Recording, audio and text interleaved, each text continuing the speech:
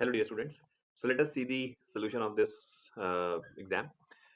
In this question, what is happening if the kinetic energy of the moving body becomes 4 times its initial kinetic energy, uh, then we have to find the percentage change in the momentum. So basically what is happening, let us say there is an object which is moving with an initial kinetic energy of k naught, and let us say its initial momentum is p naught. Now its kinetic energy becomes 4 k naught. So let us say its momentum becomes p final. Okay, then we have to find the percentage change in the momentum. Okay, now try to recall that there's a relation between linear momentum and kinetic energy, which is k is equals to p square by 2 into mass. Okay, where m is the mass of the object, k is the kinetic energy, and p is the linear momentum. Okay, so if we say initial kinetic energy was k naught and the initial momentum was p naught, so this will become k naught is equals to p naught square by 2m, which means p naught will be under root 2m k naught. Okay, similarly, what will be P final? So it will be under root of 2 into mass into kinetic energy has becomes 4 k naught. So instead of k naught, you can put 4 k naught over here. So now we can find the percentage change in the momentum. So percentage change will be final value minus the initial value divided by initial value multiplied by 100. Okay, this is the percentage change. So if you look, final value is under root 2m into 4 k naught minus initial value was under root 2m k naught divided by under root 2m k naught into 100. All right, so let us see what is this value coming out to be. So 2m will get cancelled here, root 4 will come outside, it will become 2, and this is root k naught minus under root k naught divide by root of k naught into 100. So this root k naught will also get cancelled, and 2 minus 1 will be 1, so it will be 100%. So option A will be the correct answer for this question. All right, let us see the next one. Here what is happening, there's a boy which reaches the airport and finds that the escalator is not working. He walks up the stationary escalator in time t1. If he remains stationary on a moving escalator, then he takes time t2. Find the time taken by him to walk up on the moving escalator. So basically what is happening here is that suppose this is the escalator, and I'll just draw like this. Okay, so let's say this is the bottom floor and this is the top floor. So from B till T, and let us say this length is L. That means from bottom to top the length is L. Now question says that if he walks up on the if he walks up on the stationary escalator, that means in the first scenario the boy is moving, let us say with the speed of v boy. Okay, vb means speed of the boy, and escalator is stationary. Okay, escalator is stationary. So in what time he will reach from bottom to top? So he will reach the distance moved by the boy, which is L, divide by the speed of the boy, which is v boy. Okay, so this distance upon time is given as t1. In the second scenario, if you look, he says the question says that if he remains stationary but only the escalator moves. So it's like the boy is stationary. Okay, boy is stationary on the escalator, but escalator is moving up. Okay, escalator is moving up with, let us say, velocity of escalator. So in this case, boy will reach the top because escalator will take him to the top. So we can say that distance moved by the escalator will be L because boy will reach the top. That means the escalator has moved the distance L. Divide by speed of the escalator. That will be T2. Now, in the third scenario, question says that what will be the time if the boy is also moving and escalator is also moving? Now understand. So escalator is moving at the speed VE, and on top of it, boy is also moving on the moving escalator. So if you understand, the effective velocity becomes VB plus VE, right? Because it's like the escalator takes the boy VE distance in 1 second, and also boy moves VB distance on the escalator in 1 second, which means the effective distance the boy moves in the ground frame is VE plus VB. All right, so that means we can say total distance which boy has to move is L divided by effective speed of the boy in the ground frame, which is VE plus VB. Okay, this is what we have to calculate. So now we can put the value of VB as L by T1. Okay, in this equation. So the value of VE will become VB will become L by T1. So VB you can write L by T1, and VE will become L by T2. Okay, that should be equals to T. So L gone. So that means this will become T1 T2 divided by T1 plus T2. That is equals to T. That means option C will be the correct answer for this question. All right. Here in this question, what is happening? There's an LCR series circuit. Okay, resistance is 100 ohm, inductance is 0.5 millihenry, capacitor is 0.5 picofarad. The voltage supply is RMS voltage 220 volt, and the frequency is 50 hertz. We have to find the phase angle and whether the circuit is inductive or capacitive. Okay, now let us find the value of XL. So XL we know is omega L. okay, and omega is 2 pi into frequency, and L is how much? L is 0.5 millihenry. That means 0.5 into 10 to the power minus 3. So you can see that F is how much? 50. 50 into 2 is 100. So 100 pi into zero point 0.5 into 10 to the power minus 5. Sorry, minus 3, my bad. Okay, so that means what does this become? This becomes, if you see, 0.05 pi. Okay, 0.05 pi, this is the value of XL in ohms. Okay, now what is the value of XC, capacitive reactance? So we know that XC is 1 upon omega C. That means 1 upon 2 pi F into capacitance. So basically 2 into F will become again 100, okay, into pi, and capacitance is 0.1 picofarad. Pico is 10 to the power minus 12. All right, so if we understand here, this will become 10 to the power 11 upon pi ohms. All right, so if we see carefully, XC is brilliantly more than XL. I mean, you can look the magnitude of XC. It is too much larger than XL. Okay, like XL is 0.05 pi and XC is 10 to the power 11 pi.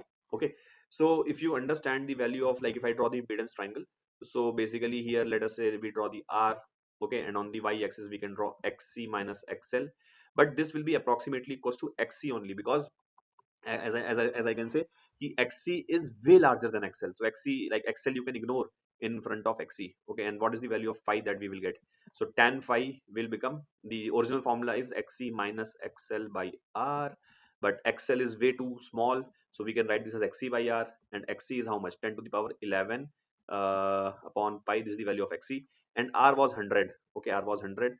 So you can see the value of phi that we are getting. I mean, tan phi we are getting is 10 to the power 9 upon pi.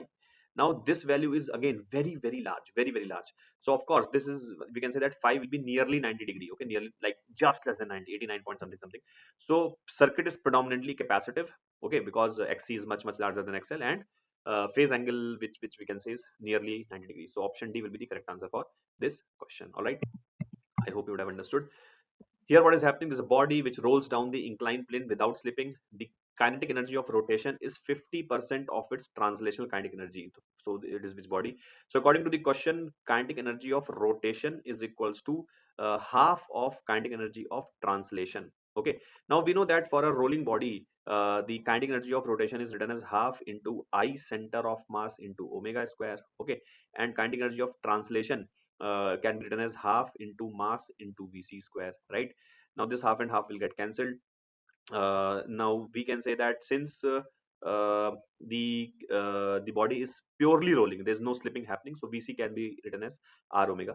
So Vc you can write as R square omega square, okay, using the condition of pure rolling. Okay, so omega square gets cancelled. Now you can see we are getting Ic upon mr square becomes half. Okay, that means Ic is simply half mr square. I center of mass is half mr square, which means it cannot be solid sphere, because for a solid sphere it is 2 by 5 mr square. Solid cylinder, yes, Ic is half mr square.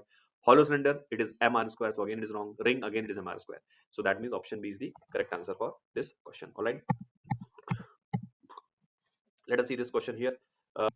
In this question, basically we have got two small drops of mercury, each of radius r, and they coalesce to form a single drop. We have to find the ratio of total surface energy before and after. So basically, let's assume that this is the like one drop of mercury, this is the other drop of mercury, and they are joining, or they are coalescing to form a bigger drop of mercury. So let us say the final radius is r dash.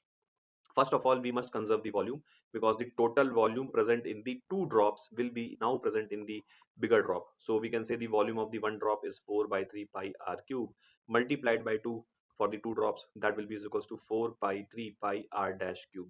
From here 4 by 3 pi gets cancelled, which means r dash will be equals to 2 to the power 1 by 3 into r. Okay, now how will we write the surface energy? So surface energy we know is surface area, or the free surface area, into the surface tension. So in the first case, if you look, there were two drops, and each drop has a surface area, free surface area of 4 pi r square. So 4 pi r square into 2, this is the total free surface area, and multiplied by surface tension T. This is the initial surface energy. Final surface energy, we will write 4 pi into r dash square. We have just one drop, okay, into the surface tension. Okay, you have to find the ratio of initial to final. That means u1 upon u2. Okay, so if I take the ratio of u1 upon u2, you can see that 4 pi into t will get cancelled here. We will be left with 2 r square upon r dash square. Now the value of r dash we know, so we can put that value. So that will be 2 to the power 2 by 3 into r square. So this will also get cancelled. That means the overall answer becomes 2 to the power 1 by 3 is 2 1. Option A will be the correct answer for this question. All right. Here what is happening, there's a the speed of light in the medium 1 and medium 2 are 1.5 into 10 to the power 8, 2 into 10 to the power 8. Ray of light enters from medium 1 to medium 2 at an angle of incidence I. If the ray suffers total internal reflection, then the value of I is. So see, for the medium 1, the speed of the light is given as this. So let's call this as V1. Now if you recall, refractive index of the medium is defined as speed of light in the vacuum divided by speed of light in that medium. So that means 3 into 10 to the power 8. This is the speed of light in the vacuum divided by speed of light in the medium 1 is 1.5 into 10 to the power 8. So this value will become 2. So mu1 comes out to be 2. Similarly, we can find value of refractive index of the second medium. So I'm calling this value as V2. So that means 3 into 10 to the power 8 divided by 2 into 10 to the power 8. This becomes 1.5. Now, according to the question, what is happening? The ray enters from medium 1. Okay, from medium 1 at an angle I. Okay, and it is said that the ray will suffer TIR. Okay, now look, if ray has to suffer TIR, then there are two conditions. Ray must be going from denser to rarer medium, which of course is happening because mu1 was higher. Okay, mu1 is higher and mu2 is lower, which means ray is actually trying to go from denser to rarer medium. So this condition is satisfied. Second condition is that I should be more than theta critical. Okay, I should be more than theta critical. So now if I should be more than theta critical, so let's find the value of theta critical here. So how do we find theta critical? Theta critical is simply sine inverse of smaller mu upon larger mu. Okay, smaller mu, that is directly you can write theta critical like this. Theta critical is sine inverse of smaller mu, which is mu2 upon larger mu. Okay, that's a very quick way of writing theta critical. Okay, so now we can write sine inverse as mu2 is 1.5 divided by mu2, mu1 is 2. So that means this becomes sine inverse of how much? 3 by 4. And for the TIR to happen, I must have been more than theta critical. That means the value of I is wrong, equal to or less than this is also wrong, greater than sine inverse 3 by 4. So again, this is the correct answer. All right, so I hope you would have understood. Here what is happening, we consider the sample of an oxygen behaving like an ideal gas at 300 Kelvin. The ratio of RMS to the average speed of the gas molecule. Very easy question. We know the RMS formula is under root of 3 RT by molar mass, and the ratio of the average speed is equals to 8 RT by molar mass. Okay, this is the formula. So we have to find the ratio of the RMS to the average. That means V RMS upon V average. Since we have to find them at same temperature. So if you take the ratio, so you can see that while taking the ratio, this RT by M naught will get cancelled, and you will be left with 3 upon 8 by pi. That means 3 pi by 8, which means option B will be the correct answer for this question. All right. Now in this question, if the angular velocity of the Earth's spin is increased such that the bodies at the equator starts floating, then the duration of the day would become approximately. So what is happening here is that suppose this is the Earth. Okay, now we know that Earth rotates about the North Pole South Pole axis. Okay, and with some angular velocity omega. This is the equator. All right, this is the equator circle.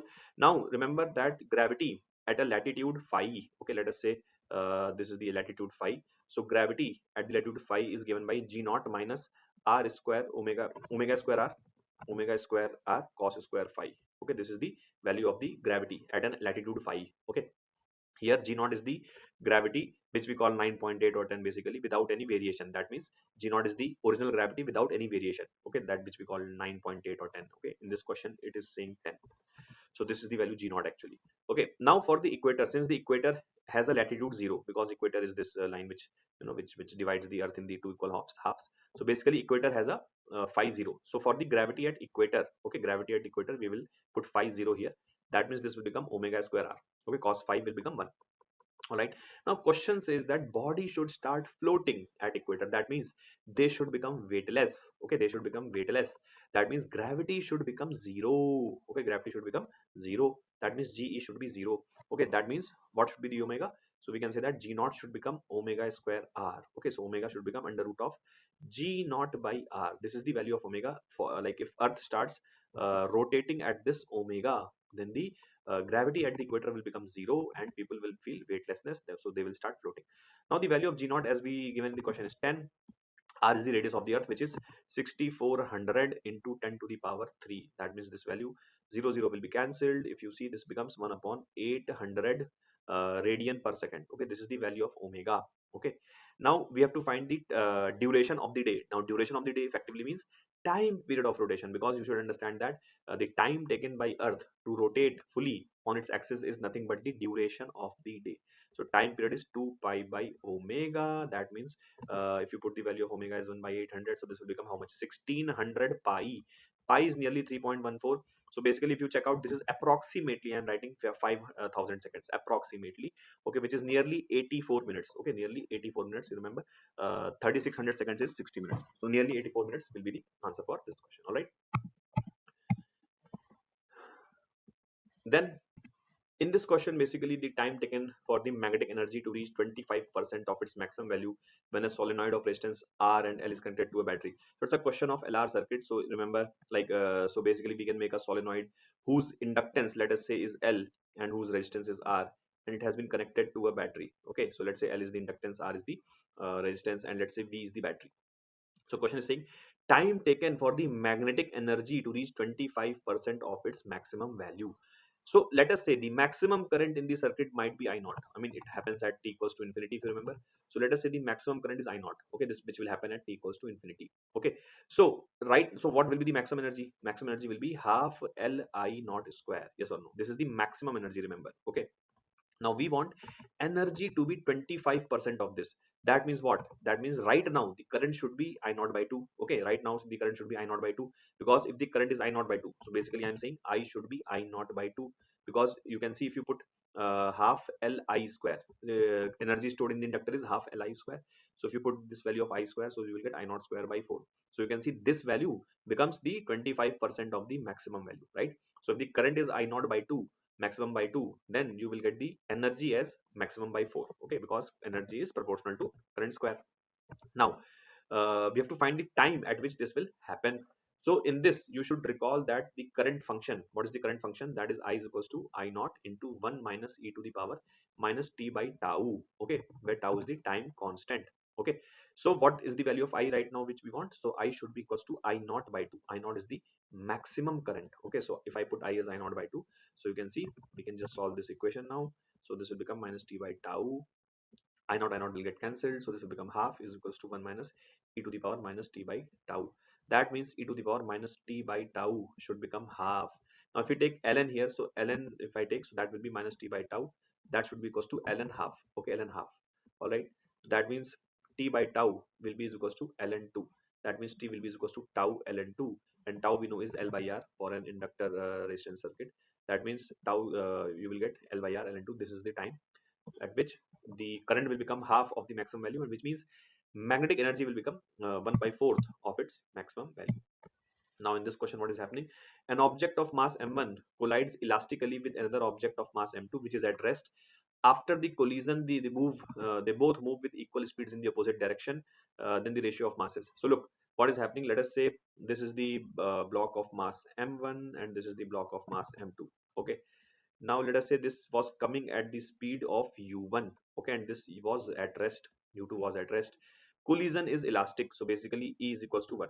Okay, E is equals to 1, and after the collision what happens? This m1 will go back at the speed v, and m2 will move forward at the speed v. This is given in the question. They move at equal speeds in the opposite direction. Okay, now there are two equations that we will use. So we have to find the ratio of the masses. So there are two equations that we will use. One is momentum conservation and second is restitution equation.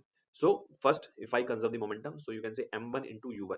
Okay, m1 into u1, that will be equals to minus m1v by minus, because v is in the negative direction, and m2 into v. So this is the first equation. All right.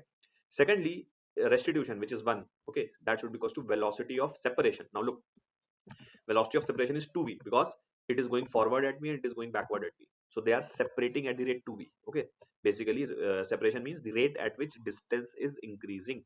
So if this goes back at v and this goes forward at v, so distance between the two blocks will increase at the rate of 2v. Okay, divided by rate of approach. Now approach was happening at u1, because why? Because this was at rest and this was approaching the m2 at u1. So the approach is u1. Okay, so that means u1 is equals to 2v. Now this value of u1 you can put here. So if I put here, that will be m1 into 2v. That should be equals to minus m1v plus m2v. So from here v, b, v gone. So we get 3m1 is equals to m2, which means m2 by m1 becomes 3. So that means option A will be the correct answer for this question. Hello students.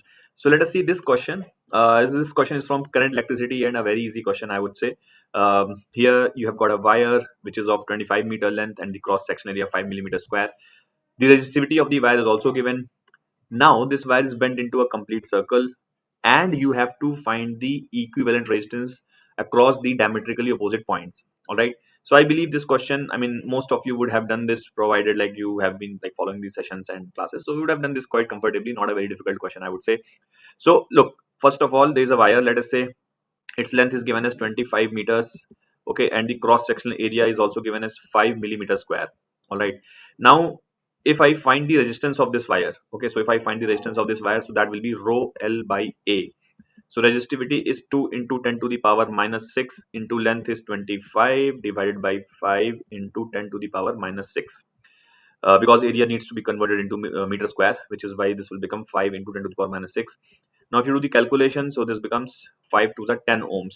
Okay, so very easy calculation also. So the resistance of the entire wire is 10 ohms. All right. Now what you do, so basically you join these two ends so that it becomes a circle. Okay, so this becomes a circle. So the resistance of this entire circle is 10 ohms. All right. But now look what we are doing. Suppose these are the two diametrically end points of this circle. Okay. So look, if you just look at the top half, okay, just look at the top half. So the resistance of the top half will be 5 ohms. Why? Because resistance is proportional to the length, you can say. So for the entire length 25 meters, the resistance was 10 ohm. Hence for the top half the resistance will be only 5 ohm. Okay, and similarly for the bottom half the resistance will be 5 ohm. So we can say that between the point A and the point B, you can imagine as if there are two resistors 5 ohm and 5 ohm in parallel, and we have to find the equivalent resistance across AB. So very obviously 1 by R equivalent will be is equals to 1 upon 5 plus 1 upon 5. That means this will be 2 upon 5, which means that resistance across AB will be how much? 2.5 ohms. All right. So I hope you would have understood. Option D will be the correct answer to this question. All right. In this question, there's an electron which is moving at the speed v and the photon which is moving at speed c. They have same de Broglie wavelength. The ratio of the kinetic energy of the electron to photon. So according to the given question, lambda of electron is equals to lambda of photon. Now lambda of electron, which is the de Broglie wavelength of electron, can be written as h upon mass of electron into speed of the electron, and that is equals to given as lambda of photon. Okay. Now we have been given in the question we have to find the kinetic energy of the electron upon kinetic energy of the photon, right? What is the kinetic energy of the electron? So that is half into mass of electron into speed of electron square divided by kinetic energy of the photon means nothing but hc by lambda, okay, which is nothing but the energy of the photon. So here lambda photon. Okay, now what I will do, I will put the value of the mass of electron from this relation. Okay, so if you look, mass of the electron is nothing but h upon speed into lambda of photon. Okay, so this value I can put here, so this will become half into h upon v into lambda photon into v square divided by hc upon lambda of photon. Okay, so from here if you see what we are getting, lambda photon gets cancelled, h also gets cancelled, v and v will also get cancelled, so only this is cancelled. So v is present here, okay, this 2 is present here and c is present here, so v by 2c will be the answer for this question. All right. Then here what is happening, this Young's modulus of a rubber string, okay, 8 centimeter long and density 1.5 into 1.5 kg per meter cube is 5 into 10 to the power 8 Newton per meter square. It is suspended from the ceiling in a room. The increase in the length due to its own weight will be. So basically what is happening here is that there is a rubber string which is 8 centimeter long. Okay, so it's like which is 8 centimeter long. All right. And it has a density of this value, and the Young's modulus is this. So it is suspended from the ceiling and we have to find the increase in the length. Now remember that the increase in length of a hanging object or a hanging string rather, in this situation you must have been taught that we can assume to find the increase in the length, just to find the increase in the length we can assume as if the tension in the whole string is equals to mg by 2, which is the basically the tension at the center of the string. So again, I'll repeat this point, which you must have been taught that to find the increase in the length of a hanging string, the tension at the center, which will be equals to half the weight of the string, right? If I ask you what is the tension at the center, so tension at the center of the string, what is the tension at the center of the string? So that will be equals to half the weight, because tension at the center will be balancing this much weight, okay, this much weight, which is mg by 2. So tension at the center is nothing but mg by 2. And to find the increase in the length or the elongation, we can assume that the tension in the whole string is this only. Okay, so now what is the stress? What is the stress in this whole rod or the string rather? That will be mg by 2 upon cross sectional area. Okay, mg by 2 upon cross sectional area, where a is the cross sectional area. Okay, and what will be the strain? So strain we can write is elongation upon original length. Okay, original length is this 8 centimeter. So now using the Hooke's law, we can say that mg by 2a, okay, this is equals to stress is equals to Young's modulus into strain, right? That means the value of delta L will become m into g into L upon 2a by e. Now what is m here? M is the mass of the string, okay, mass of the string, which we can write volume into density. Okay, volume into density. Now what is volume? Volume is length into cross sectional area. Okay, so mass will be written as volume, which is L into a, into density. Okay, so this will become mass into g into L upon 2a by e. Okay, a and a gets cancelled, so this becomes how much? This becomes L square into rho into g upon 2 into y. This is the value of delta L. Now what is the value of L? So value of L is 8 centimeters, so you will write 0.08 into 0.08. Okay, this multiplied by density. Density is how much? You can see this is 1.5, 1.5. So density will be 1.5. Okay, and then gravity is 10 divided by how much? Divided by 2 into Young's modulus, which is 5 into 10 to the power 8. Okay, so if you look in the numerator, we get how much? 8, 8 just 64, and 64 into 1.5. 64 into 1.5 will be how much? 9 point, basically 64 plus 32, that means 66, 70, 80, 96. So this will become 96. Okay, 96 into, and this will get cancelled. So this will go in the numerator and the power minus 8. And we also had how much? 1, 2, 3, 4, 5 zeros. So that means 10 to the power minus 5. So effectively we are getting this as 9.6 into 10 to the power how much? Minus 13 and minus 12. I think I made some calculation error because here minus 11 is present. Let me quickly check here. So this 5 to the 10 will get cancelled by this. Okay, this is how much? This is 2 zeros and 1 zero. So that means minus 5 and 8 8 just 64. 64 into yeah, it was 64 into 15. Yes, so basically I had done 1.5, so we will take 4 zeros only. So this will be 4 only. Okay, because I had done till 1.5, so this will be 4. So here it will get 4. So that means this will become 1 1. Yes. So 9.6 into 10 to the power minus 11. Okay, so option D will be the correct answer for this question. All right.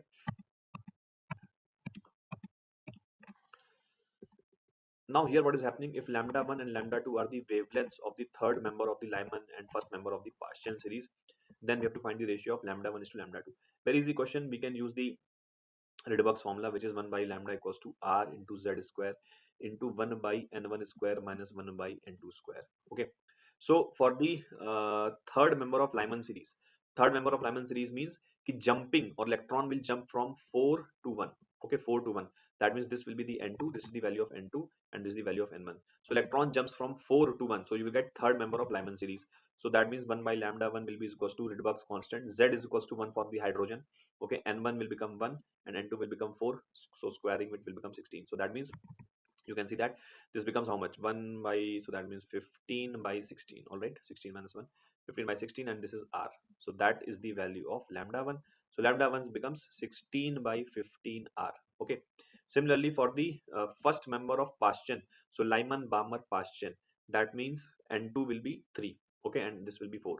First member of the Paschen means ki jumping will happen from the immediate next, and Paschen means third, n is equals to 3. So Lyman Balmer Paschen, so that means jumping is happening to 3 from the immediate next. So immediate next is 4. So 4 to 3, this is what is happening here. So now we can put again in this formula, 1 by lambda 2 is equals to r into z square into 1 by 9 minus 1 by 16. Okay, and 2 has become 4 and n1 has become 3. So from here what do we get? Z will be again 1. 16 minus 9 is 7, and this is 16 into 9. So from here lambda 2 becomes how much? 16 9 ja 144 upon 7r. Okay, so from here we get lambda 1 upon lambda 2 is equals to 16 by 15r, okay, upon 144 into 7r. So from here r and r gets cancelled. 16 into 1, 16 into how much? 9. So this is 7 upon 15 9s are 135. So option D will be the correct answer for this question. Here what is happening here, there's a particle which is moving with the uniform speed in a uniform circular motion of radius r, and here the central force is inversely proportional to r cube. So suppose this is the particle of mass m, so the force which is acting towards the center is proportional to 1 by r cube basically. That means let's say force is some constant beta, okay, upon r cube. This is the type of force which is acting. Now this force can be written as mv square by r, or rather m omega square r, let me write. So basically from here if you see, omega square comes out to be beta upon m into r to the power 4. Okay, beta upon m into r to the power 4, which means omega will be is equals to what, under root of beta by m and 1 upon r square. All right, now omega, which is the angular velocity of this, can be written as 2 pi by time period. Okay, so basically you can say that this becomes beta by m into 1 by r square. Okay, so time period becomes how much? We can say time period is directly proportional to r square. Okay, so option B is the correct answer for this question. So here what is happening, we have got two capacitors C1 and C2 with C2 more than C1. When they are connected in parallel, the equivalent capacitance is 15 by 4 times the equivalent capacitance of the same connected in series. So you have to find the ratio C2 by C1. So basically let us say we have got two capacitors C1 and the capacitor C2. Okay, now if you connect them in parallel, so naturally the equivalent will become C1 plus C2. Now according to question, parallel equivalent is 15 by 4 times, 15 by 4 times the series equivalent. So we know that in the series the equivalent will become C1 C2 divided by C1 plus C2. This is the series equivalent. So according to the question, this condition must hold. Okay, now if I take C1 plus C2 in the LHS, so this will become C1 plus C2 whole square. 4 also I'm taking in the LHS, so this will become 15 times C1 C2. Okay, so if you see, let me do the calculation here. So basically this will become 4 C1 square plus 4 C2 square plus 4 to the 8 C1 C2 and minus 15 C1 C2. This should be 0. That means this becomes 4 C1 square plus 4 C2 square minus 7 C1 C2 should be 0. Now if I divide this whole equation by, let us say, C2 square, okay, so this will become how much? This will become C1 square by C2 square plus 4 minus 7 C1 by C2. Okay, so that should be 0. Now we can put C1 by C2 as some, let us say, y. So this will become a quadratic, which is how much? Which is 4 into y square minus 7 into y plus 4 equals to 0. Now if you see the discriminant of this quadratic, so discriminant of this quadratic is how much? B square, which is 49, minus 4 into 4 into 4. Okay, 4ac, so which is negative, so which clearly means that this quadratic will not have any real root. Okay, this quadratic will not have any real root, which means ki no such value of C1 by C2 can exist. This is not a real possibility. That means given situation is not possible. Okay, this because this quadratic is not having any real roots. All right, then here what is happening, we can say there are two identical metal wires, each of thermal conductivity K1 and K2, and they are connected in series. The effective thermal conductivity of the combination. So suppose we have one metal wire, okay, which is of length L, cross sectional area, conductivity K1. Okay, and we have another thermal wire, okay, it is also of length L, okay, cross sectional area A, but the conductivity is K2. Okay, so what is the equivalent conductivity? So you can imagine that if you are replacing these two by a single wire, single equivalent wire, okay, single equivalent wire, so its length will be 12, cross section area will be A, and the, let us say, the K equivalent is K. So I have replaced these two by a single wire. Okay, now let us say this resistance was R1, this resistance was R2, and let us say equivalent resistance is R. Since the wires were connected in series, so naturally R will be is equals to R1 plus R2. Okay, now what is R? R can be written as length upon length, which is 12, upon conductivity into area. This is the equivalent conductivity into area, and R1 can be written as L by K1 into area. Okay, and R2 can be written as L by K2 into area. So from here if you see, A gets cancelled, L gets cancelled, which means K becomes how much? 2K1 K2 divided by K1 plus K2. Okay, 2K1 K2 divided by K1 plus K2. That means option A is the correct answer for this question. Right, here we have got four identical long solenoids A, B, C, and D, and they are connected to as shown. If the magnetic field at the center of A is 3 Tesla, then the field at the center of C would be. So question is saying that we have got four solenoids here. All A, B, C, D are identical solenoids. At the center of the solenoid A, the magnetic field is 3 Tesla. Now imagine that, so we have to find the magnetic field at the center of C. Now see, first of all, you must understand that if the current I is coming like this, so these three solenoids are exactly identical, which means one third of the current will split up, okay, because the solenoids are exactly identical. So we can say that each solenoid will get one third of the current. All right. Now next point here is that key, uh, like magnetic field inside the solenoid we can write as mu naught into n into I, correct? So here the current was I, and here the current is one third. So naturally this mu naught and I, in the A, this value mu naught and I is given as 3 Tesla. Okay, this value is 3 Tesla, and inside this solenoid magnetic field is, how will we write? That will be mu naught into n into I by 3. Okay, so naturally this will be equal to what? If you can see, this value is 3, so this value is 3, so 3 by 3, that means 1 Tesla. So option A will be the correct answer for this question. All right.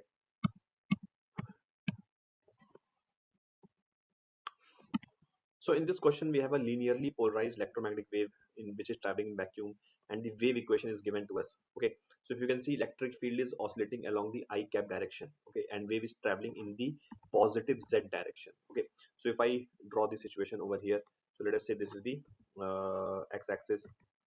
Okay, this is the x-axis. Okay, let's say, going in the screen is the y-axis. Okay, and let's say z-axis is upwards. Okay, this is the z-axis. Okay, so clearly the wave is going in the upward direction. Okay, wave is going in the upward direction, and electric field is oscillating along the x-axis. All right, electric field is oscillating along the x-axis, right? So this is the direction of oscillation of the electric field. Okay, now we know that, so amplitude of electric field is 3.1. Now what happens? The wave gets reflected, perfectly reflected. Okay, perfectly reflected from z equals to a. So let's say this is the coordinate z equals to a. This is some plane z is equals to a. So wave will get reflected. That means if wave goes here, so it will come back, because wave is incident normally. So normally means, so think of a light wave, because EM wave you can think of a light wave only. So I mean, EM wave can be infrared, light wave, visible, or any kind of wave. But I'm just saying that how does light behaves? Light, if it is incident normally, so it will reflect normally.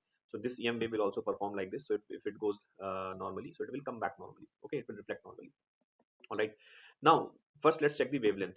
So for the wavelength, this is k. Look, the coefficient of z is k, which is nothing but 1.8. So 1.8 is nothing but k, which is 2 pi by lambda. Okay, so from here lambda becomes 2 pi upon 1.8, which is pi upon zero point 0.9. So pi is 3.14 upon zero point 0.9. Now this value clearly is not equals to 5.4, so option is wrong. Frequency, how will we find? So look, this is the coefficient of time, which is nothing but omega. Okay, so this is the value of omega. So omega, which we can write as 2 pi f. Okay, so omega is 5.4 into 10 to the power 6. That should be equals to 2 into pi is 3.14 into frequency. Okay, so frequency, if you see, this becomes how much? 2.7, and 2.7 upon 3.14 into 10 to the power 6. This becomes 27 into 10 to the power 5 upon 3.14. Now 27 upon 3 is 9, 27 upon 3.14 will be nearly 8.6. So you can see this is the correct answer. Okay, since this is an SCQ, so of course option C and D will become wrong, but let's just quickly check why they are wrong. So for the transmitted wave, look, since the surface is perfectly reflecting, so since the surface is perfectly reflecting, so there cannot be any transmitted wave, and hence we can say that there is no question of transmitted wave, which is why option C is wrong. Option D has, if you look, they are saying that the electric field is oscillating along the k cap direction. Now of course electric field cannot oscillate along the k cap direction, because electric field was oscillating along the I cap direction. So electric field must keep on oscillating along the I cap direction, because light was linearly polarized. So we can say that this cannot be the k cap. So which means, because light is coming along, light is moving along the z direction, so electric field cannot have any z component. Electric field needs to be perpendicular to the motion, which is why this is also wrong. Okay, so option B is the only correct possibility. Now, in this question, what is happening is that there is a satellite which is launched into a circular orbit of radius r around the Earth, while a second satellite is launched into a circular orbit of 1.02 r. The percentage difference in the time period of the two satellites. Okay. Now, try to recall that t square is proportional to r cube. Okay, t square is proportional to r cube. That means we can say that t is some constant beta into r to the power 3 by 2. In fact, if you try to recall the original time period, we can write as t is equals to 2 pi under root of r cube by gn. Okay, this is how you write the time period. Okay, so but this whole thing 2 pi root gm and everything I'm calling beta, so this is not required, so I'm not using this. So t can be written as beta into r to the power 3 by 2. Now in the first case, the satellite is moving in a radius of r around the Earth. Okay, so let's say this is the time period of the first one. Let's call this as t1. For the t2, the radius is 1.02 r. So r, instead of r, I will use 1.02 r to the power 3 by 2. Okay, this is the value of T2. Okay, now we have to find the percentage difference. So how will we find percentage difference? T2 minus T1 upon T1 into 100. So, okay, so T2 is how much? Beta into 1.02 r whole to the power 3 by 2 minus beta into r whole to the power 3 by 2 divided by beta into r whole to the power 3 by 2 into 100. This is the value. So from here beta gets cancelled, r to the power 3 by 2 gets cancelled. So if you look, this becomes 1.02 to the power 3 by 2 minus 1 upon 1 into 100. Okay, now 1.02 can be written as 1 plus 0.02 whole to the power 3 by 2 minus 1 into 100. Okay, so now we can use the binomial approximation. Okay, so if you use the binomial approximation, this 3 by 2 will come down and this will become 1 plus 3 by 2 into 0.02 minus 1 into 100. Okay, so this minus 1 plus 1 gets cancelled. So this will make it 0.01. So this will become 0.03 into 100, which means this will become 3%. So option D will be the correct answer for this question. All right. Here what is happening, 1 mole of an ideal gas at 27 degrees Celsius is taken from A to B isothermally. Okay, so from A to B we are taking the gas isothermally. We have to find the work done by the system. Very easy question. Work done in the isothermal process can be written as nRT into ln of final volume upon initial volume, and this can also be written as nRT into ln of initial pressure upon final pressure. Okay, so here if you see, the final volume was given as 4 and the initial volume was given as 2. That means this will become how much? N, which is how much? 1. So R value is 8.3 given in the question. Temperature is 27 Celsius. So if you convert this into Kelvin, this will be 300. Okay, and ln of final volume is 4 and initial volume is 2, so 4 upon 2. Now this becomes how much? So this becomes 830 into 3. Look, and ln2, this will become ln2. ln2 is 0.7. Okay, 0.7. So if you see, this becomes 83 into 3 into 7. Okay, so how much this will become? This will become 249. Okay, 249 into 7. Now this will become 7 9 just 63. So 3 carry, sorry, 3 we have to write, 6 carry, 7 4 28 and 6 34, and 7 is a 14 and 3 17. So 1743 will be the correct answer for this question. All right, here we have to find the number here, sorry, an infinite number of point charges each carrying 1 micro coulomb are placed along the y-axis at 1 2 4 8 like that. Total force on 1 coulomb charge which is placed at origin is this. So we have to find the value of x. Let us understand the situation first. So let us say this is the y-axis, this is the x-axis. Here we have the origin where 1 coulomb charge is placed. Now at y equals to 1, we have a charge of 1 microcoulomb. For the time being, this, let's call this as q. So here at y equals to 1 we have q. Then at y equals to 2 again we have q. Then at y equals to 4 again we have q. Then at y is equals to 8 again we have q.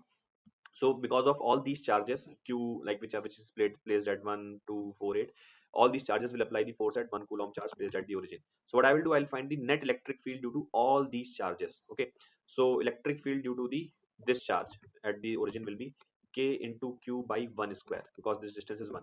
Then the electric field due to this charge will be k into q by 2 square. Okay, because this distance is 2. Then electric field due to the next charge, which is this, will be k into q by 4 square. Okay, similarly next will be k into q by 8 square, like this. So from here we can say that kq will be outside, and from here you can see this is 1 plus 1 by 4 plus 1 by 16 plus 1 by 64, like that. So very easily you can realize that this is a gp with common ratio 1 by 4. And it's an infinite gp. So the answer will be like sum of this infinite gp will be first term upon 1 minus common ratio, which is 1 by 4. So that means this value will become kq into how much? Denominator will become 3 by 4. So overall this will become 4 kq by 3. This is the electric field. So what is the force? Force on this one coulomb charge will be electric field multiplied by 1 coulomb. That means 4 into kq by 3. This is the value of the force that we are going to write. Okay, now value of k is 9 into 10 to the power 9. Q was given as 1 microcoulomb. Okay, q was 1 microcoulomb charge, this one. Okay, so put the value of q as 1 micro, that means 10 to the power minus 6 upon 3. So this becomes how much? This becomes 12 into 10 to the power 3. Okay, so 12 into 10 to the power 3, that means this x becomes 12. All right, here the projectile of mass 5 gram has been thrown like this. Initial velocity is 5 root 2, so u is 5 root 2, and we have to find the change in the momentum of the projectile between point A and B. So between the point of projection and the landing point. Now look, if I show you the velocity here, the velocity is u 5 root 2 along the direction of 45 degree. So what is the x component of velocity? So x component is u cos 45, right? And the y component is u sin 45 in the upward direction. Okay. Now recall that the landing speed will also be u. By energy conservation also you can think that the landing speed will again be u. Okay. So basically we can say that here the velocity is like this. Velocity is like this. So this angle, so sorry, this project, this component will also again be u cos 45. All right, and the y component will be downward u sin 45. So y component will be downward u sin 45. Okay. Now the answer basically if I find the change in the momentum, so look, x velocity is not changing. It was initially u cos 45 in the positive direction. Here also it is u cos 45 in the positive direction. So delta p in the x is 0. Okay, no change in the x velocity, which means no change in the x momentum. Now what is delta py?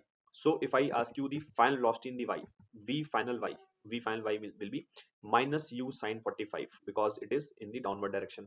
That means minus 5 root 2 into 1 by root 2. That means this will become minus 5. And v initial y was plus u sin 45. Plus u sin 45 means this will become plus 5. Okay. So that means what is the delta py? Delta py will be how much? M into v final y, okay, minus m into v initial y, right? So that will be m into v final y minus v initial y. All right. Mass was given as 5 gram, that means 0.005 into v final y is minus 5 minus v initial y was 5. That means this becomes minus 10 into 0.005. Since we have to find the magnitude, okay, so you can take the mod of it. So if you take the mod of it, so this will become 0.05. Okay, that means this becomes 5 into 10 to the power minus 2, which means x becomes 5. Okay, so this is the answer for this question. Then here what happens? An electron in a hydrogen atom revolves around its nucleus with the speed of this in an orbit of radius 0.52 angstrom. Magnetic field we have to find at the center of the hydrogen atom. Now see, suppose this is an electron which is revolving like this, and the radius of the electron is given. Okay, the radius of this orbit is given. Sorry. Okay, so this radius of the orbit is given to us. Okay, this is this r. Now try to recall that whenever a charge q, revolves in an orbit of radius r with, let us say, frequency f. Okay, frequency f, then the associated current is written as charge into frequency. Okay, so if you don't know this result, it's a very important result, by the way. So how do you get this result? So what is current? Current is charge crossing a particular cross section per unit time. So for example, if I have to find the current flowing in this circuit, so how will I see? What will I do? I will see how much charge is flowing per second.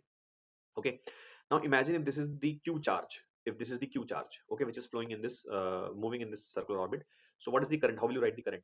So current will be, basically, suppose frequency is 1. That means if you look at this cross section, one like q has crossed this cross section one time. So in 1 second, q amount of charge would have crossed this cross section. All right, suppose frequency is 2. That means q would have crossed this cross section 2 times. So that means q plus q, that means 2q. So 2q will be the current. If the frequency is 3, then q would have crossed this cross section 3 times. So the total charge which has crossed this cross section 3 times in unit time is q into 3. So that means what you are understanding, the charge like the charge which is crossing a particular cross section in unit time is simply charge into frequency. Okay, this is the, by the way, this is a very important result which you should remember.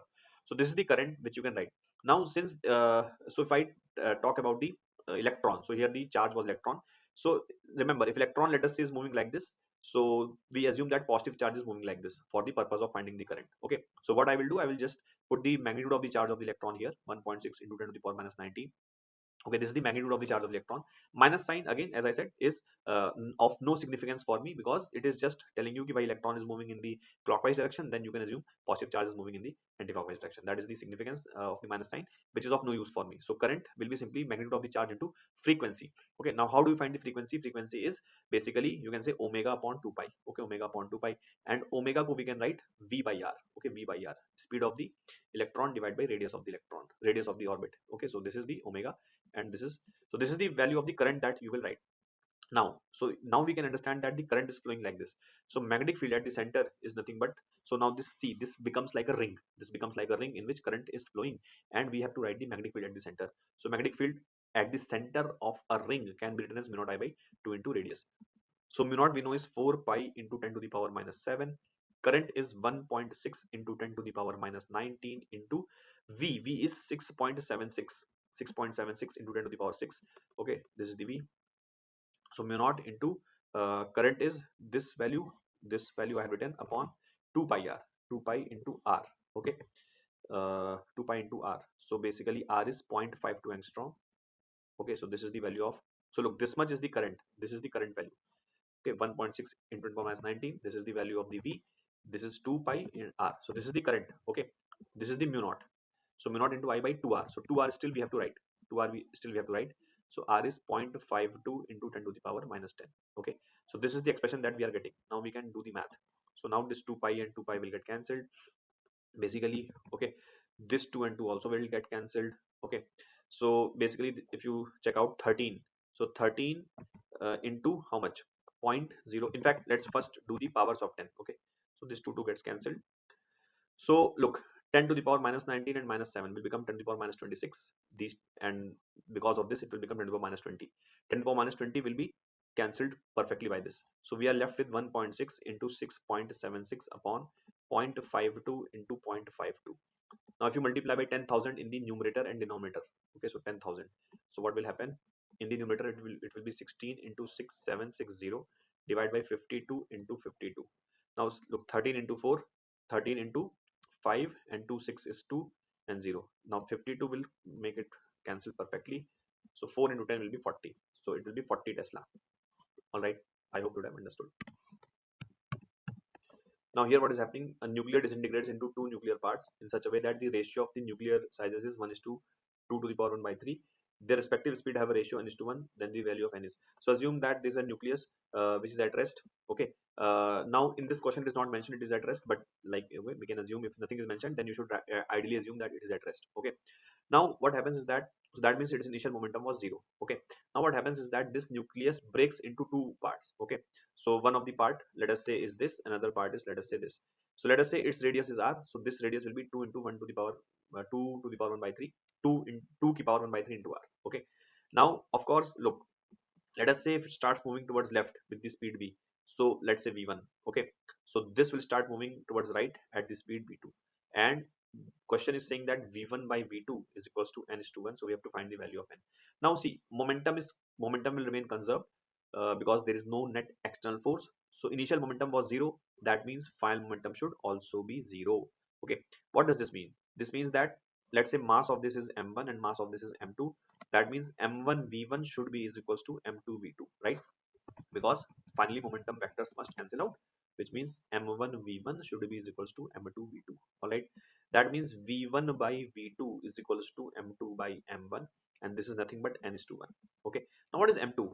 M2 can be written as nuclear density, which is rho, into 4 by 3 into pi into radius cube, which will become 2r cube. Look, if you cube this, it will become 2r cube.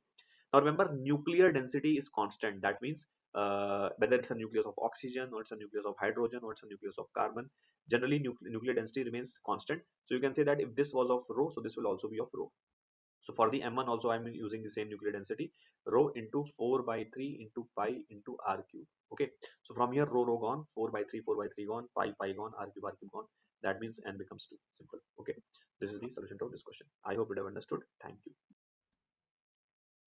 Hi everyone. In this question, we are given a carboxylic acid that reacts with a sequence of reagents, and we have to tell what is the major product in the given reaction sequence.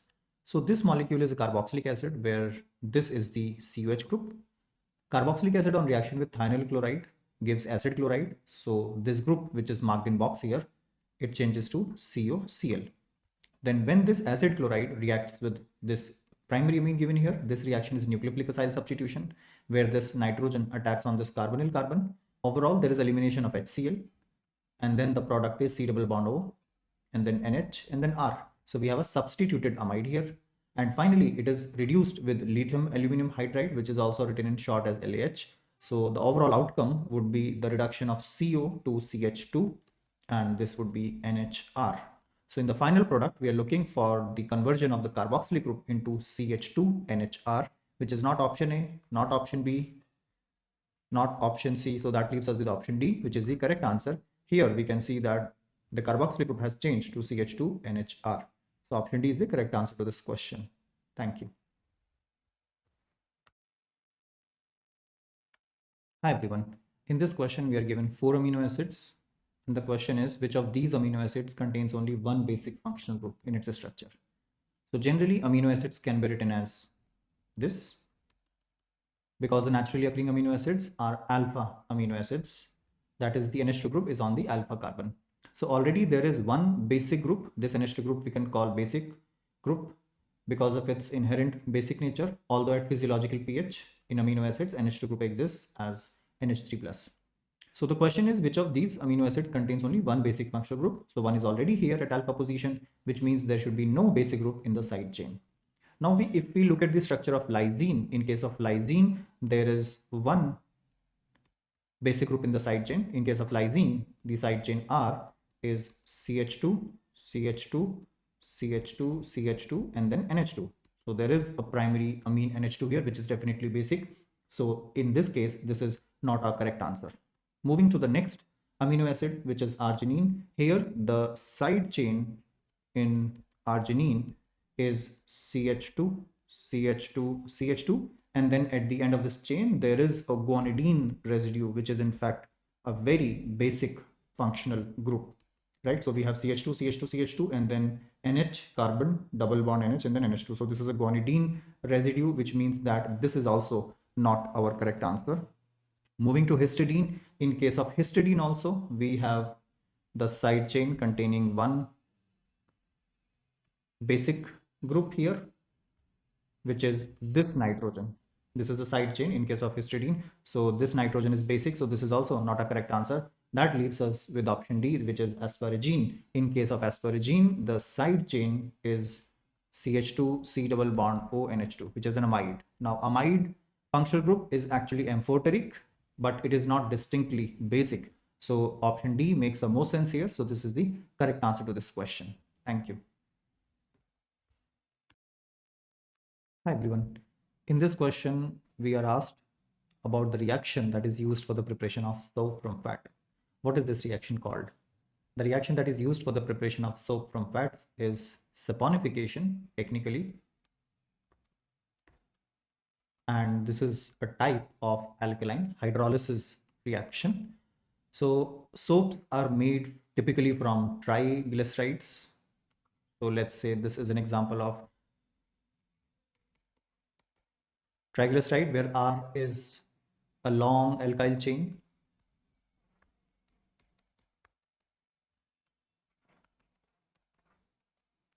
So when we treat this triglyceride with lye, for example, NaOH, so what happens? Hydrolysis happens here, the bond breaks, we get the sodium salts of these carboxylic acids that we call soap, and the byproduct is glycerol. So as we can see that the preparation of soap is hydrolysis carried out in alkaline medium. So that reaction used for the preparation of soap from fat is alkaline hydrolysis. So option D is the correct answer to this question. Thank you. Hi everyone. In this question, it is asked that if nickel 2 plus ion is replaced by platinum 2 plus ion in the complex, then which of the following properties are expected to change?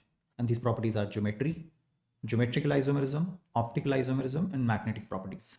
So let us first look at the original complex, which is NiBr2Cl2 2 minus. The oxidation state of nickel is +2, where nickel has 3d8 electronic configuration, which means there are 2 unpaired electrons in d subshell of nickel.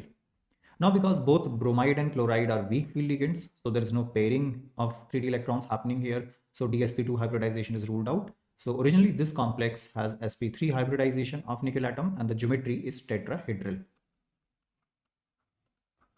In tetrahedral geometry, all 4 positions are equivalent. All the bond angles, which are total of 6, are 109.5 degrees. So there is no geometrical isomerism in tetrahedral isomers.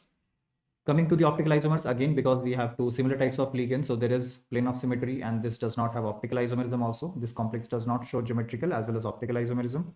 Coming to the magnetic properties, yes, because there are 2 unpaired electrons, so this original nickel complex is paramagnetic. Now, let us see what happens if the central metal is replaced from nickel to platinum. Platinum is a heavy transition metal, And as we move down the group in the periodic table from 3D to 4D to 5D, the stability of the square planar complexes increases significantly compared to tetrahedral complexes. This is because of the increase in the crystal field splitting parameter delta as we move down the group, because compared to 3D orbitals, 4D orbitals are projected more outwards, and compared to 4D orbitals, 5D orbitals of platinum are projected even more outwards. As a result, they face greater repulsions from ligands, resulting in greater splitting.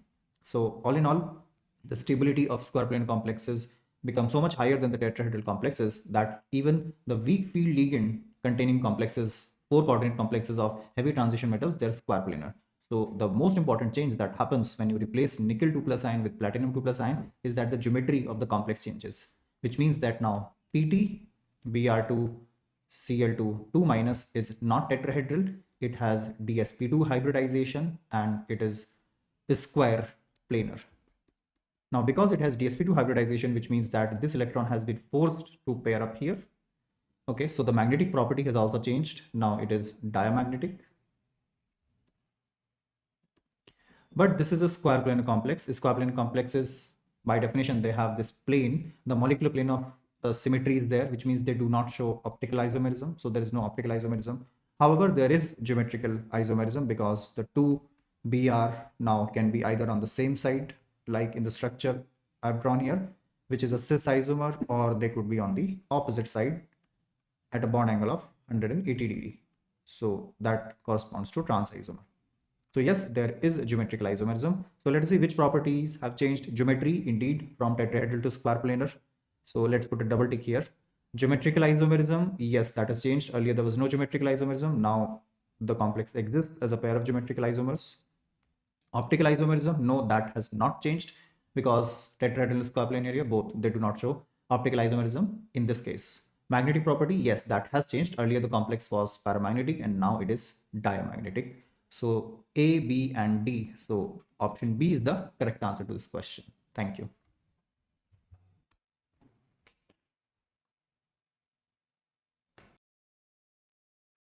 Hi everyone. In this question, there are few elements given. They are boron, carbon, nitrogen, lithium, beryllium, oxygen, and fluorine. And we have to arrange them in the order of the first ionization enthalpy, that is the increasing order. Now, let us first put these elements in the order as they appear in the periodic table. So we have lithium first, then beryllium, and then after that boron, then carbon, then nitrogen, then oxygen, and then finally fluorine. Now, as a general trend, ionization enthalpy increases across the period as we move from left to right, because each time an electron is added, it is added in the same shell across the period, and effective nuclear charge increases consequently because electrons in the same shell do not shield each other very much, resulting in an increased attraction between the nucleus and the valence electrons. However, there are some exceptions. For example, between beryllium and boron, boron does not have higher ionization enthalpy. In fact, beryllium does. And the reason is that the valence electron, the first electron, is removed from 2s orbital. The electronic configuration of beryllium is 1s2, 2s2, and that of boron is 1s2, 2s2, 2p1. So we can see that 2p electron is farther from the nucleus compared to 2s electron. So it is easier to remove 2p electron. So the trend of ionization enthalpy is lithium first, and then boron, and then beryllium. To carbon, it is normal. And then another exception occurs between nitrogen and oxygen.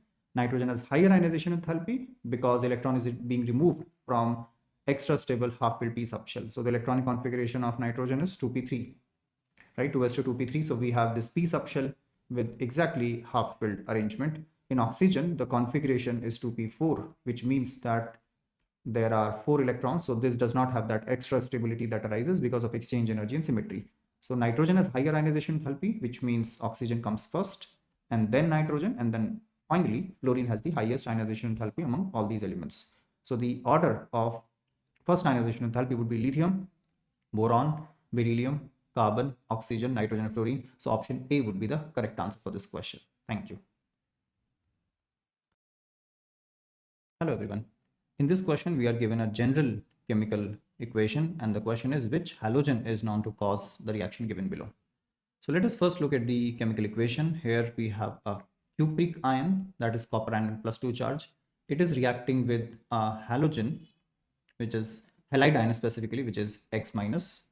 And then there is reduction of cupric ion to cuprous ion. We are getting dimer here, Cu2X2, which is a dimer of Cux. So here the oxidation state of copper is +1, and the halogen, the halide ion, is getting oxidized to the elemental form, that is from -1 to 0. Now all copper 2 halides exist except iodide, which means that CuF2 would be stable, CuBr2 would be stable, CuCl2 would be stable. But if copper ion, cupric ion, and iodide ion are put together, then a redox reaction occurs. Cupric ion is reduced to cuprous ion, which exists as iodide, and iodide ions are oxidized to iodine. So it is the iodine halogen which is known to cause the reaction here. So this is option C is the correct answer to this question. Thank you. Hi everyone. This question is based on chemical equilibrium. What is the minimum mass of calcium carbonate that is required to establish the following equilibrium in a 1.5 liter container, given that the equilibrium constant Kc for the reaction is 0.05 mole per liter? So as calcium carbonate and calcium oxide both are solids, they will not be written in the expression of equilibrium constant. So the equilibrium constant Kc, that is equilibrium constant in terms of concentration, can simply be written as this, where the CO2 in square brackets denotes the molar concentration here. So this is given to be 0.05 mole per liter, which is molarity. So we can see here that if we want to establish this equilibrium in a container, then the concentration of carbon dioxide should be 0.05 moles per liter. However, the container that we are taking has the capacity 1.5 liter. So how much carbon dioxide should be present in the system? So number of moles of carbon dioxide can be calculated by using this formula, molarity into volume. Molarity, we have 0.05 from the value of Kc, and the volume of the container is 1.5. So this will come out to be 75 and 0.0. So the number of moles of carbon dioxide that we need to establish equilibrium is 0.075 mole. Let us look at the equation again. The question is the minimum mass of calcium carbonate. Now, to attain equilibrium, the minimum amount of carbon dioxide that we need at equilibrium is 0.075 mole, which means that the minimum, or little more than that, the minimum mass of calcium carbonate that we need to attain equilibrium in this is corresponding to this many number of moles. So if number of moles of carbon dioxide is 0.075, as per the stoichiometry, the number of moles of calcium carbonate that would whose decomposition will lead to the formation of 0.075 mole of CO2 is itself 0.075 mole. Finally, we can calculate mass of this calcium carbonate. Mass would be number of moles multiplied by molar mass, which for calcium carbonate is 100 gram per mole. This comes out to be 7.5 gram.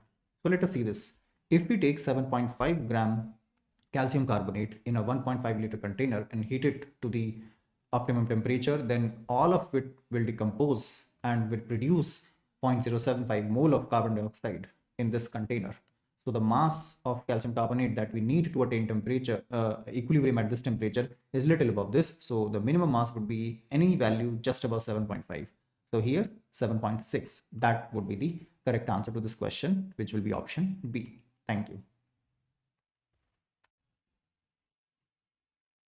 Hi everyone. In this question, we are given an organic molecule, that is purine. It has 4 nitrogen atoms that have been labeled as 1, 3, 7, and 9 respectively. Which of these nitrogen atoms is expected to be the least basic? So the basicity of a nitrogen atom here can be ascertained by the availability of the lone pair of electrons. As we can see in this structure of purine, that the nitrogen that is labeled 1 has a lone pair of electrons available, as nitrogen already has a pi bond that is contributing to the aromaticity of this ring. So there is this 2 electrons, that is a lone pair of electrons, that is available for donation. The similar case is with nitrogen that is labeled 3. It has a lone pair of electrons that is not in resonance with the benzene ring because already it is forming a pi bond. The same case is for nitrogen that is labeled 7. It has a lone pair of electrons that is fully on nitrogen. So nitrogen atoms labeled as 1, 3, and 7, they are significantly basic. However, to see the basicity of nitrogen that is labeled 9, let us consider another resonance structure of this purine molecule.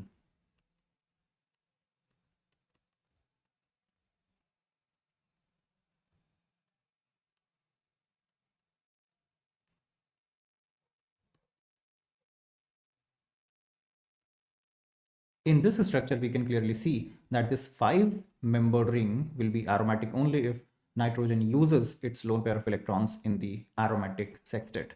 So 2 pi electrons from here, 2 pi electrons from here, and 2 pi electrons are contributed by nitrogen. That makes up a total of 6 pi electrons, and which would result in this ring, 5-membered ring, being aromatic, which means that this lone pair of electrons on nitrogen labeled 9 is heavily invested in the aromaticity, and this is not easily available for donation. Hence, this nitrogen is the least basic nitrogen atom here. So the correct answer would be option D. Thank you.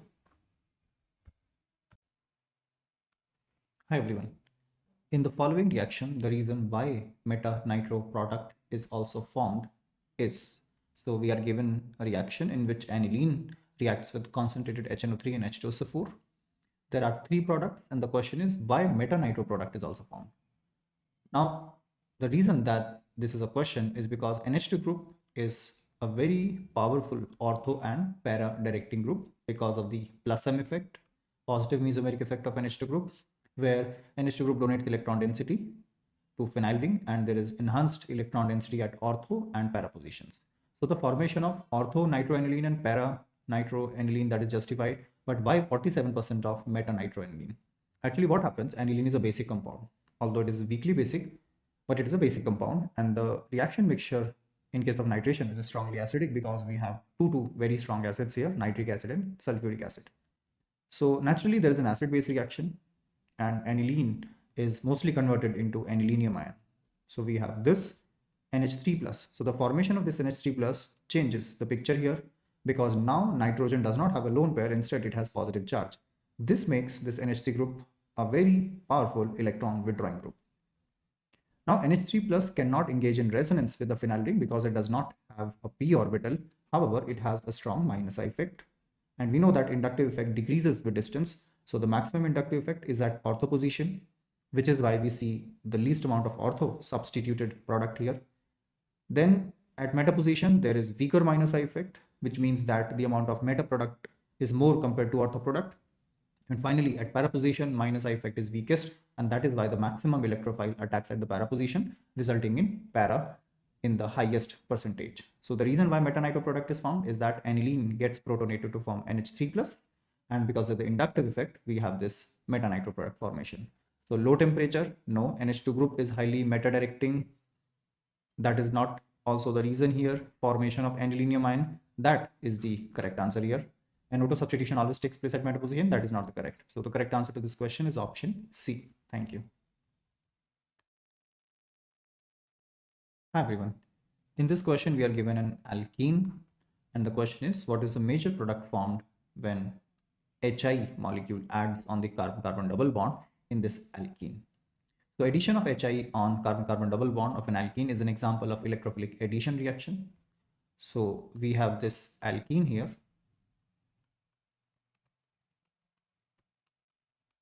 that has this carbon double bond carbon. So the reaction starts by the addition of electrophile here, which is H plus. The initially formed carbocation is secondary because addition of hydrogen on the terminal carbon leads to the formation of more stable secondary carbocation. However, there is a possibility of the formation of more stable carbocation if a methyl group shifts from C2 to C1. So there is 1,2 methyl shift here.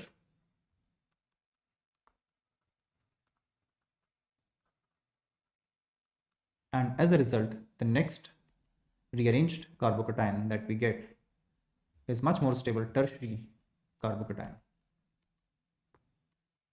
So we have this CH3, CH3C plus, carbon with a positive charge, and then CH. This methyl group has migrated to the next carbon, so that is CH3 and CH3. So now this is the most stable carbocation possible here. So now the nucleophile iodide attacks on this carbon, which leads to the formation of the major product here,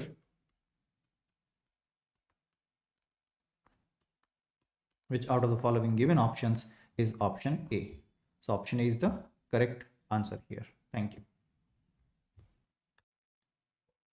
Hi everyone. In this question, we are given an equation where hydrogen peroxide H2O2 decomposes to give water and oxygen gas. The question is, if 100 moles of hydrogen peroxide decomposes at 1 bar pressure and 300 Kelvin, then the work done in kilojoule by oxygen gas as it expands against 1 bar pressure is. So in such cases, the work done can be easily calculated by using this equation, W is equal to minus delta Ng RT, where delta Ng is the change in the number of gaseous moles as we move from reactant to products. As per the stoichiometry of the equation, 2 mole of hydrogen peroxide leads to the formation of 1 mole of oxygen gas, the other two species in the reaction being liquid, so we will ignore their volume. In the question, we are given 100 mole of hydrogen peroxide. So naturally, that would lead to the formation of 50 mole oxygen gas. So delta Ng, that is number of gaseous moles of products, which is 50, minus number of gaseous moles of reactants, which is 0. So this is 50 only. Putting this value in this formula, minus delta Ng is 50 mole multiplied by the value of R. It is given in the question as 8.3 joule per Kelvin per mole multiplied by temperature during the reaction, which is 300 Kelvin. So when we work out this, we will get 124,500 joule. In terms of kilojoule, this value would be minus 124.5 kilojoule. And the question is work done by oxygen gas. So we will drop the negative sign and the answer would be 124.50 kilojoule. That is option B here. Thank you. Hi everyone. In this question, we are given 4 statements and we have to tell which of the following statements is incorrect. According to statement A, Gelder's method is used for the estimation of nitrogen in an organic compound. So this statement is correct. Gelder's method and Dumas method, these two methods are there that we can use to determine the amount of nitrogen in an organic compound. Statement B says that Carius tube is used in the estimation of sulfur in an organic compound. This is also correct. In the Carius estimation, the organic compound is treated with an oxidizing agent where the sulfur present in the compound is oxidized to sulfate ion, and then on reaction with barium chloride, it is precipitated as barium sulfate. So statement B is also correct. Statement C says that Carius method is used for the estimation of nitrogen in an organic compound. This is incorrect, as we just discussed that for the quantitative estimation of nitrogen, we have Gelder's method and Dumas method. Carius method is not used for nitrogen. So option C would be the correct answer to this question. Option D says that phosphoric acid produced on oxidation of phosphorus present in an organic compound is precipitated as Mg2P2O7 by adding magnesium mixture. So actually when we add magnesium mixture, the phosphate ion that is present or phosphoric acid that is present forms magnesium ammonium phosphate, and which upon ignition produces magnesium pyrophosphate. So option D is kind of correct, right? So option C here makes sense as the right answer as the most incorrect statement. So option C we will take as the correct answer. Thank you. Hi everyone. In this question, simplified absorption spectra of 3 complexes labeled as 1, 2 and 3 of a metal ion in a fixed oxidation state N plus ion are provided below. The lambda max values, that is the wavelength of maximum absorption, they are marked here as A, B and C respectively. The correct match between the complexes and the lambda max values is. So the 3 types of ligands present in these complexes are NCS, which is an ambidentate ligand, thiocyanate. It can bind through sulfur where it acts as a weak ligand, and it can also bind through nitrogen atom where it acts as comparatively much stronger ligand. The ligand in complex 2 is fluoride, which is a very weak field ligand. And finally, the ligand in complex 3 is ammonia, which is the strongest of all these 3 ligands. Now, stronger the ligand, greater is the splitting, greater is the energy difference between the 2 types of d orbitals of the metal. And because E is equal to NhC by lambda as per Planck's quantum theory, so greater the ligand field strength, greater the splitting energy, and lower is the wavelength. We can see here in the graph that the maximum wavelength of absorption has minimum value, it's least for the complex A, which means that complex A must have the strongest ligand, that should be ammonia. Then complex C has the maximum wavelength, value of the wavelength of absorption, which should correspond to the weakest ligand, which is fluoride here, and definitely this corresponds to NCS. So A matches with ammonia, which is complex 3 here, makes sense. Then B matches with first. What is B here? The middle one, NCS. Does it match with first? Yes, it is a first complex. And finally, C matches with second. So fluoride is a second complex. Yes, so option B is the correct answer to this question. Thank you. Hi everyone. In this question, we are given an ion I3 minus, and we have to tell the correct shape and the bond angle in this species. So here the central atom is iodine, which has 7 valence electrons, but because of the negative charge, there is one additional electron, totaling up to 8 valence electrons. The two iodine atoms are boundary atoms here, which form one sigma bond with the central iodine atom.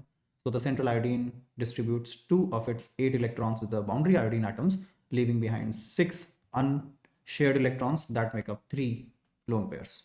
So the steric number for this species is the number of boundary atoms, which is 2, and number of lone pairs, which is 3. So the total number of boundary atoms plus lone pair is 5 here. The geometry is trigonal bipyramidal. Hybridization is sp3d. However, there is something interesting here. We have 3 lone pairs on the central iodine, which occupy equatorial position because there is more space on equatorial position.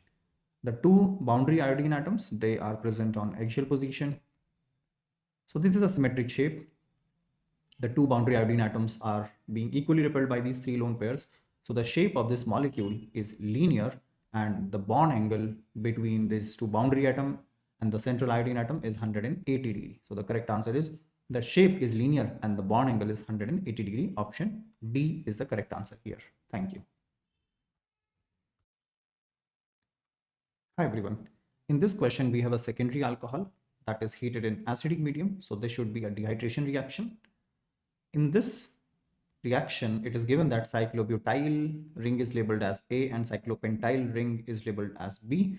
Respectively, they undergo ring expansion. That is the hint given. The correct statement for this process is, as per option A, both rings will become 5-membered each, or only A will become 6-membered. Finally, both rings will become 6-membered each, or ring expansion can go up to 7-membered rings. So we have to do this reaction to the final product, and then we will ascertain how many ring expansions are happening here and what is the size of the final rings here. So what happens first in this dehydration of alcohols is that this OH group is protonated because there is a lone pair of electrons on oxygen atom. Protonation leads to the formation of an excellent leaving group, which is water molecule. So the initial carbocation that we have here is this secondary carbocation. Now this positive charge is next to the ring carbon atom, and ring is 4-membered. So first this would undergo expansion. So we can label this carbon is 1, this carbon is 2. So this carbon, which is joined to C2, breaks bond and basically ring expands like this. So we have this 5-membered ring here. Let's say this is C1, right? And this is C2. So the positive charge migrates to C2. And to C1, we directly have another 5-membered ring joined. Now this is a secondary carbocation. In fact, we can get a more stable tertiary carbocation if a hydride shift were to take place. So hydride shift occurs here, and we get this more stable tertiary carbocation. However, this tertiary carbocation is next to this 5-membered ring. So 5-membered ring can achieve further stability by expanding to 6-membered ring, as the latter is more stable. So let us say that this positively charged carbon is labeled 1, this is 2. So this carbon, which was joined to C2, breaks bond, ring expands, and this carbon is joined to this carbon, which is labeled C1 here. So now overall, basically we have this 6-membered ring here. You can see 6-membered ring is there. Then one of the atoms of 6-membered ring has carried a positive charge. And basically we have this spiro compound. On the next carbon, which is this C1, we have this 5-membered ring.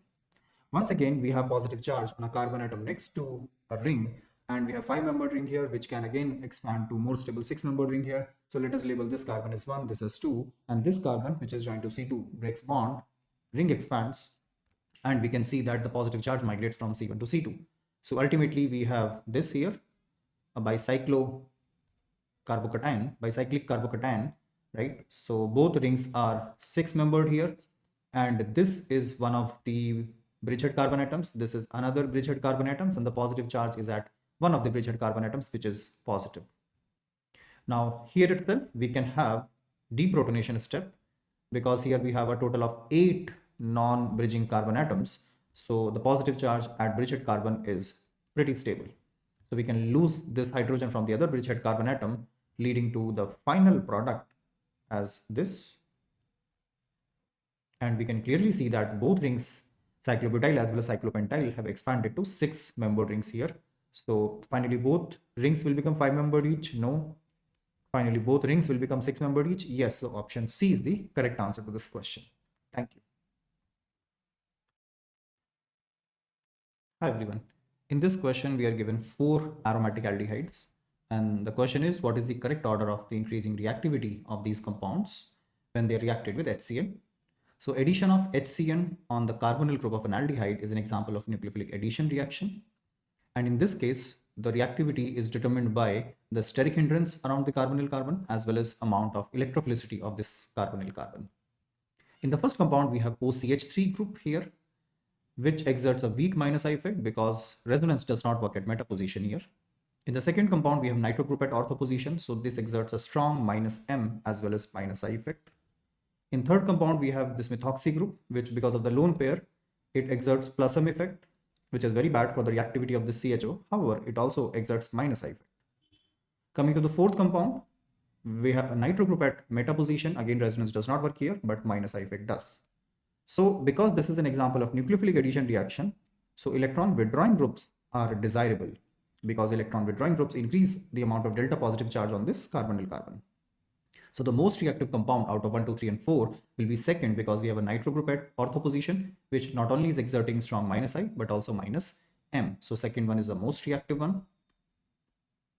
Then after second one, we have the fourth compound here because the minus I effect of nitro group is greater than the minus I effect of methoxy group. After that, we have first compound here, and the third compound is least reactive because we have methoxy group at ortho position, which is exerting a strong plus M effect. So this electron donation by mesomeric effect significantly decreases the electrophilicity of this carbonyl carbon.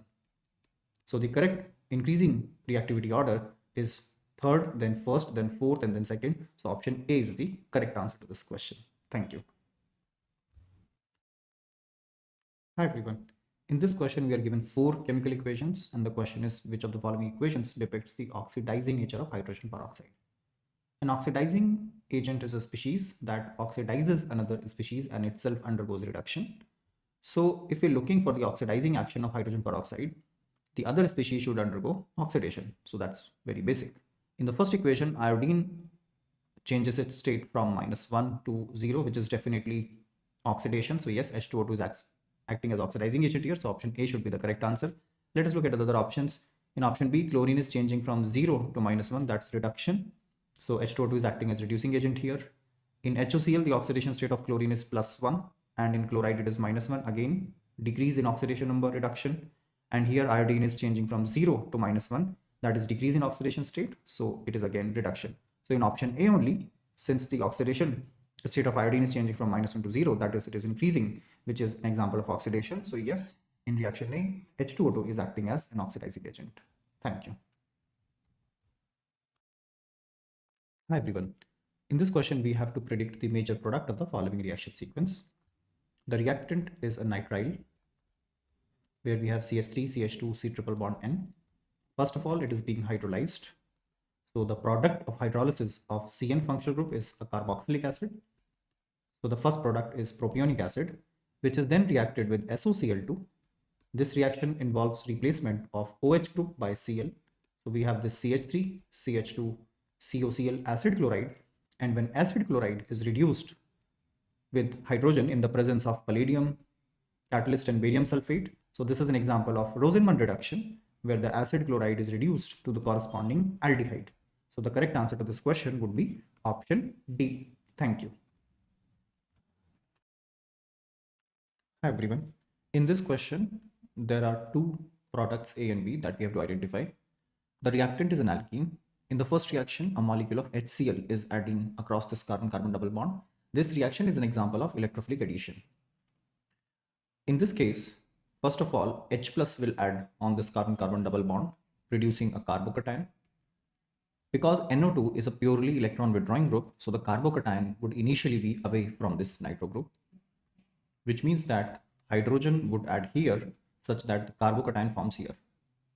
Now you can see that in all the 4 options, carbocation rearrangement has not been done. So we will also not go for a carbocation rearrangement. And in fact, we will, in this reaction, attack chloride ion, the nucleophile, directly on this carbon. So the product that we should expect out of addition of HCl on this molecule should be OCH3 and chlorine at the second atom, and then here we should have NO2 group. Now after this is reacting with NaI in a solvent of dry acetone. This is Finkelstein reaction that occurs via SN2 substitution. So here iodide will simply attack this carbon and chloride would be displaced, which means that the second product, which is B in the reaction sequence, should be this molecule. So this is our A and this is the molecule B. So the correct answer to this question would be option C, because here HCl is added without carbocation rearrangement. This is the most stable carbocation here, and this chlorine is then replaced by iodine in Finkelstein reaction. So option C is the correct answer to this question. Thank you. Hi everyone. In this question, we are given 4 carbocations and they have asked what is the decreasing order of hydride affinity of the following carbocations. So what is the meaning of hydride affinity here? Suppose we have a carbocation RCH2 plus, which is carrying a carbon that is electron deficient. It reacts with hydride ion and then it forms the corresponding alkane. So if a carbocation has a high tendency to accept hydride ion and form the corresponding alkane, which means that the carbocation is very unstable. Because if a carbocation is stable, which means that it is able to accommodate the positive charge on carbon and it would not be so desperate to react with a hydride ion, which means that the carbocation stability is inversely proportional to hydride affinity. So here we conclude that the hydride affinity of a carbocation is inversely proportional to its stability. So greater the stability of carbocation, lesser will it be its tendency to accept H minus. Now out of these 4 carbocations, the most stable carbocation is this, because cyclopropyl methyl carbocations, they are stabilized by the sigma bonds here, which is also referred to as dancing resonance sometimes. So the carbocation D is most stable. After carbocation D, we have carbocation B, in which the positively charged carbon is joined to 3 phenyl rings. So this is triphenyl methyl carbocation. This is also a very stable carbocation, but also less stable than this carbocation in option D. After B, we have option A and C. In option A, we have 2 methyl groups joined to the positively charged carbon and 1 vinyl group, which actually stabilizes to resonance. But in option C, we have a methyl group instead of vinyl group, which offers hyperconjugation that is weaker than resonance. So out of carbocation A and C, A is more stable because it has hyperconjugation of 6 alpha hydrogen atoms as well as resonance, whereas the carbocation in option C offers only hyperconjugative stability. So the stability order is this. The hydride affinity order would be opposite. So it would be C maximum, and then after that A, and then B, and least hydride affinity will be exhibited by carbocation in option D. So it should be C, A, B, D. That is the 4th option here is the correct answer to this question. Thank you. Hi everyone. In this question, we are given a redox chemical equation. We have to balance this and we have to find out the sum of X, Y, and Z, which are the stoichiometric coefficients of H plus ion, chromium ion, and water molecule respectively. So let us rewrite this equation. In this equation, dichromate ion undergoes reduction in acidic medium, whereas the ferrous ion undergoes oxidation to ferric ion.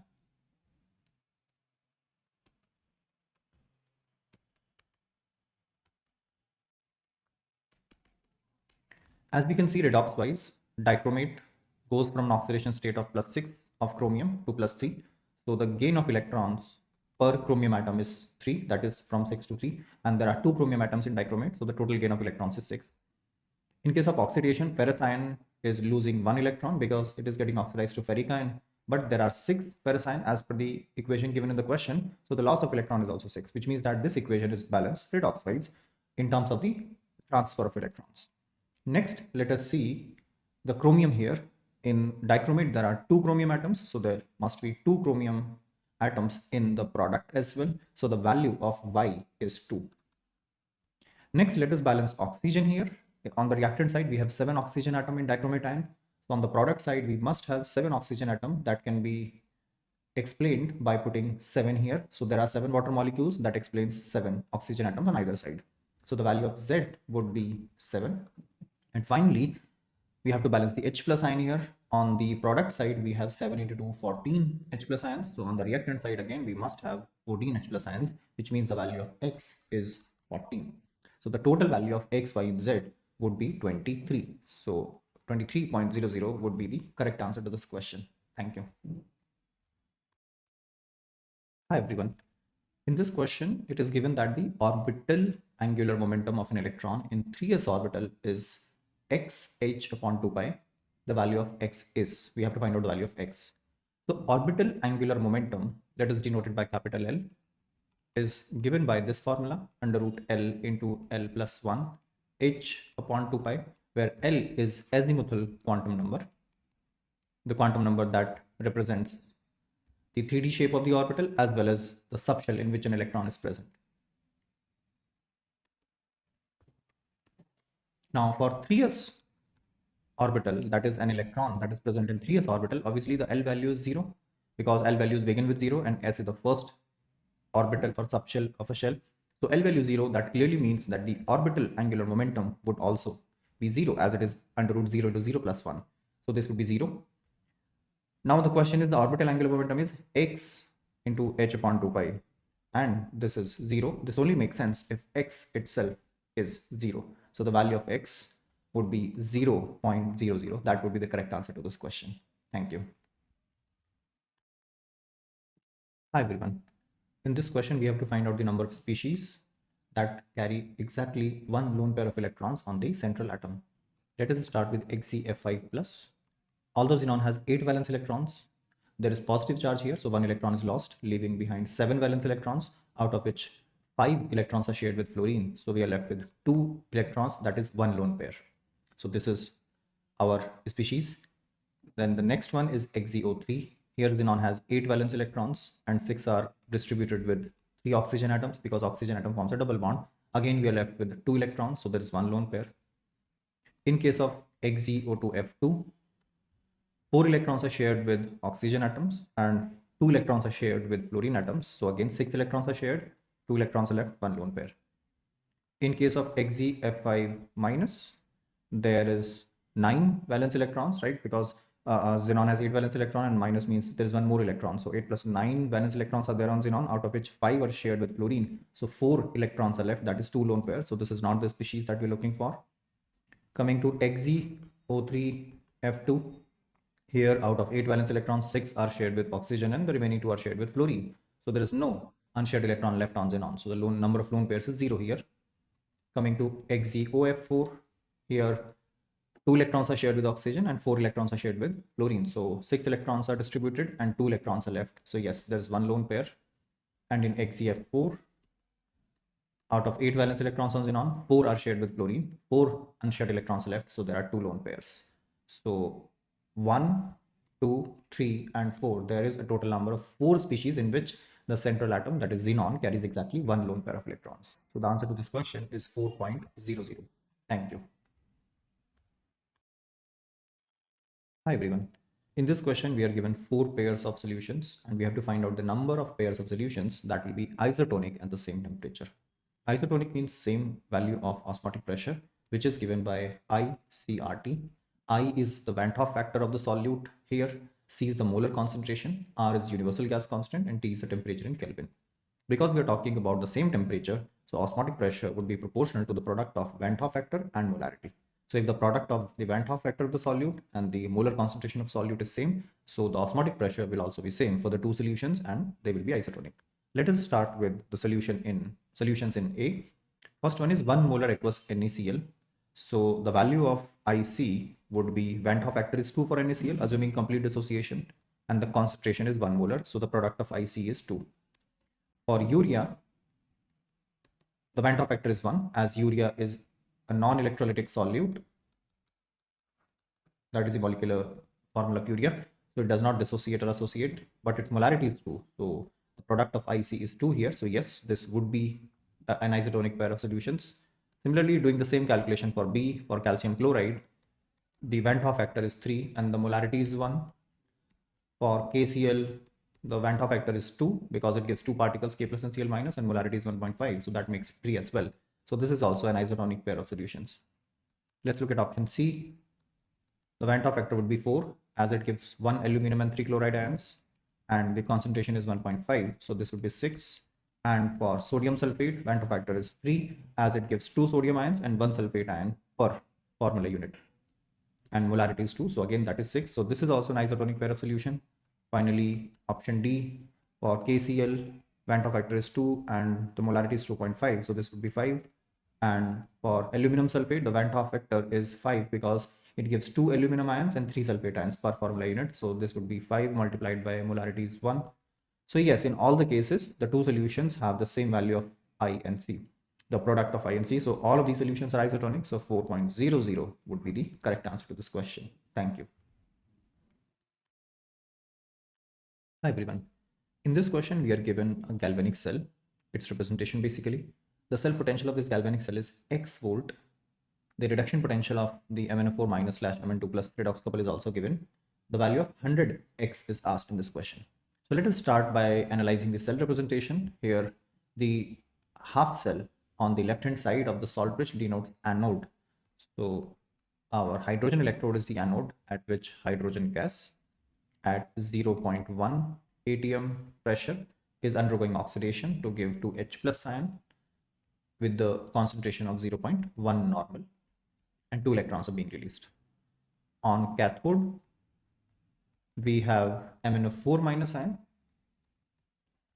at an initial concentration of 0.1 molar being reduced to Mn2 plus.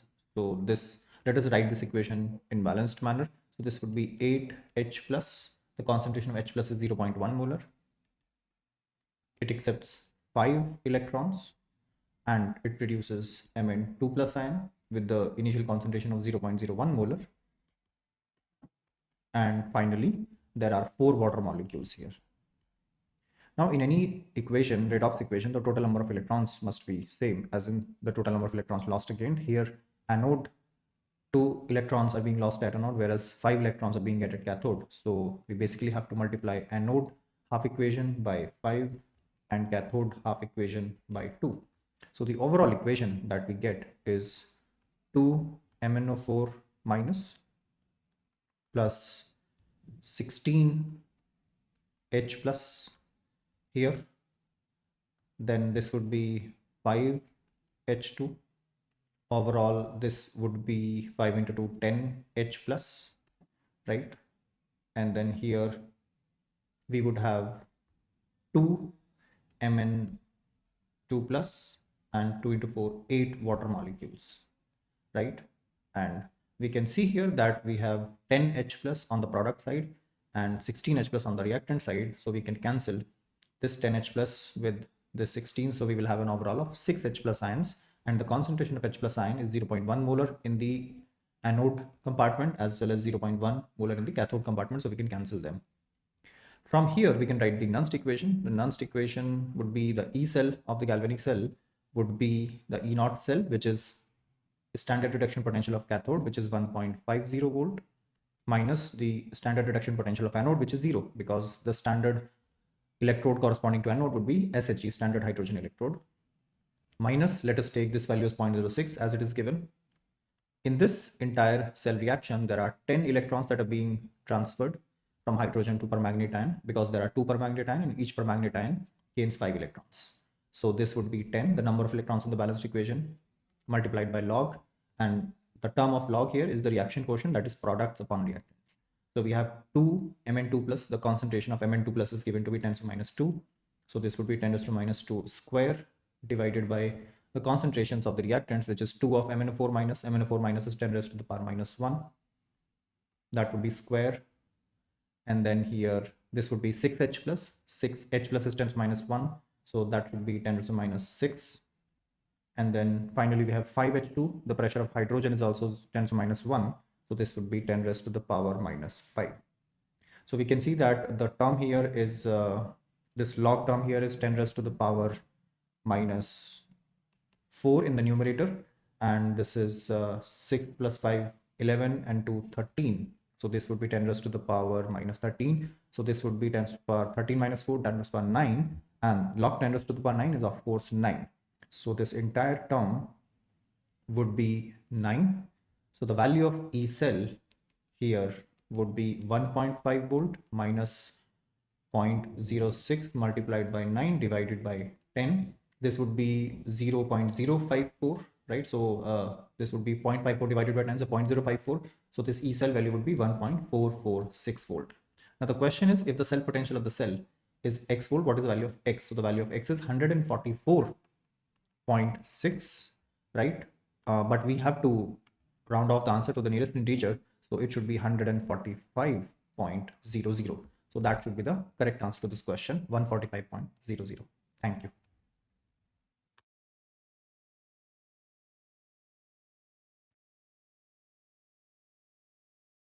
Hi everyone, I'm Firoz Khan, Master Teacher of Mathematics here at Vedantu. So in this video, we are going to discuss the mathematics paper which was conducted very recently. So here is the question on your screen, and it is from the complex number. So they are saying that Z is a complex number whose imaginary part is 10. And then Z satisfies this equation, 2Z minus n over 2Z plus n is 2 iota minus 1. So then we have to get n and real part of Z. N and real part of Z. And n is natural number, it is already given here. So see, if I cross multiply here, I will get, just cross multiply. So I will get 2Z minus n, 2 iota minus 1, 2Z plus n. 2Z minus n is 2 iota minus 1, 2Z plus n.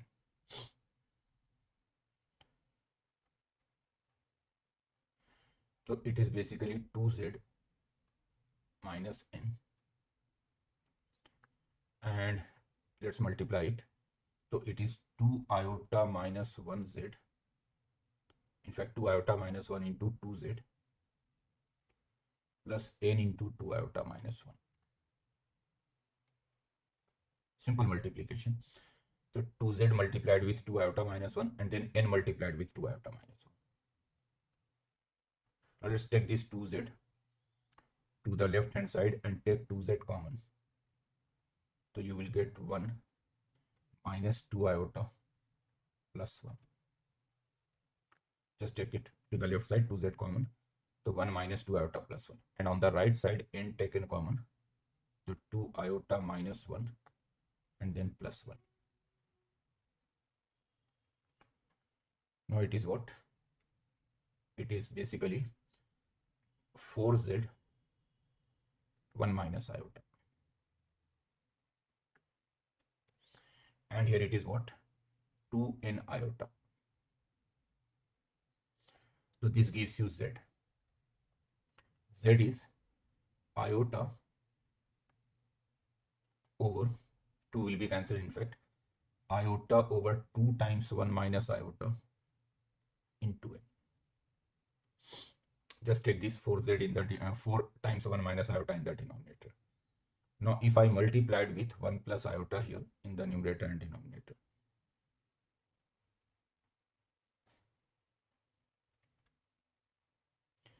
so Z will be what? Z will be n times iota plus iota square. Iota square is minus 1. And in the denominator I have 2 into 2. 1 minus iota, 1 plus iota is 2. So Z becomes n by 4 iota minus n by 4. This is it. N by 4 iota minus n by 4.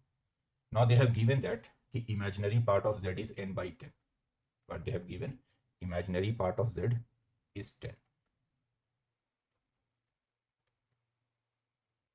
And we are getting imaginary part of Z as n by 4. So n by 4 is 10. Hence n must be 40. N is 40 here. Now what is real part of Z? Real part of Z is minus n by 4. Minus n by 4. So minus 40 by 4, which is minus 10. So n is 40 and real part of z is minus 10. So means option C should be the correct option here, right?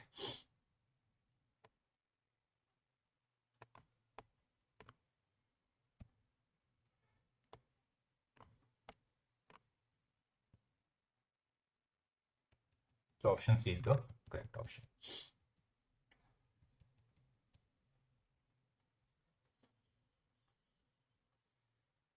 See this question now. This is from determinant and little bit of trigonometry. You can say that the combined concept of trigonometric equations and determinants.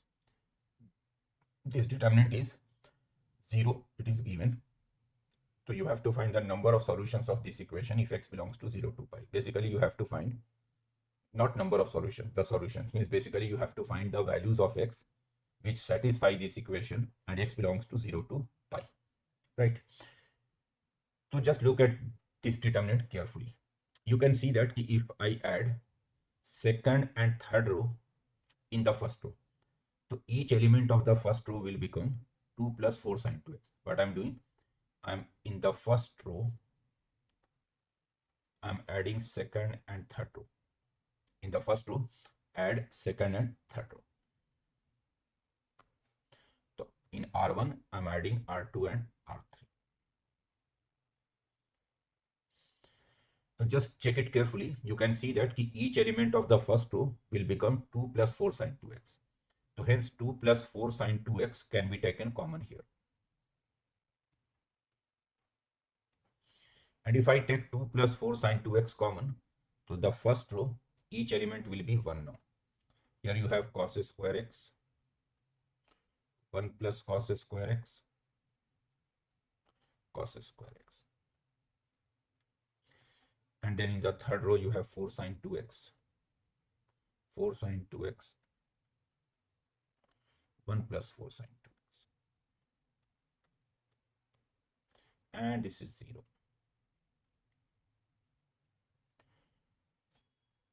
Now, if I subtract, in fact, from the first column, if I subtract the second column, so now what I'm doing, from the first column, I'm subtracting the second column. So this gives you one possibility will be basically 2 plus 4 sine 2x 0. One possibility will be 2 plus 4 sine 2x 0. And if I subtract second column from the first column, so I'm getting 0 here, minus 1 here, 0 here. Then 1 plus cos square x, 4 sine 2x. Then 1 cos square x, 1 plus 4 sine 2x. This is 0. Now this gives you sine 2x is equal to minus half. And when you expand this determinant, just expand this determinant through the first column. In the first column, you have 2 zeros, so it's easy to expand. So you will see that if I expand this, I will get what? This one and this one disappears. So this becomes, this determinant simply becomes 1 plus 4 sine 2x minus 2. It is 1. So in fact, it is not possible. This one cannot be 0. So only 2 plus 4 sine 2x will be 0. Or let me write it like this. Let's keep this 2 plus 4 sine 2x here itself. Let's keep this 2 plus 4 sine 2x here itself. Now just expand the determinant. If you expand this determinant, so you will see that this determinant is 1. So basically you are getting only one equation, which is 2 plus 4 sine 2x 0. Or you are getting sine 2x is equal to minus half. X is between 0 and pi. So 2x is between 0 and 2 pi. And between 0 and 2 pi, sine 2x will be negative in the third and fourth quadrant. In the third quadrant, it is pi plus pi by 6, which is 7 pi by 6. And in the fourth quadrant, it is 2 pi minus pi by 6, which is 11 pi by 6. This is 2x. So hence x will be what? X will be 7 pi by 12. and 11 pi by 12. Right? Which is option A. So the first option is the correct option here.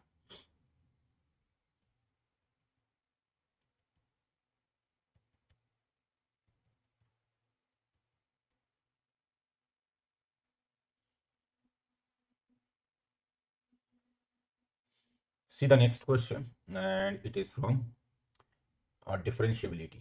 This given function is said to be differentiable at every point of the domain.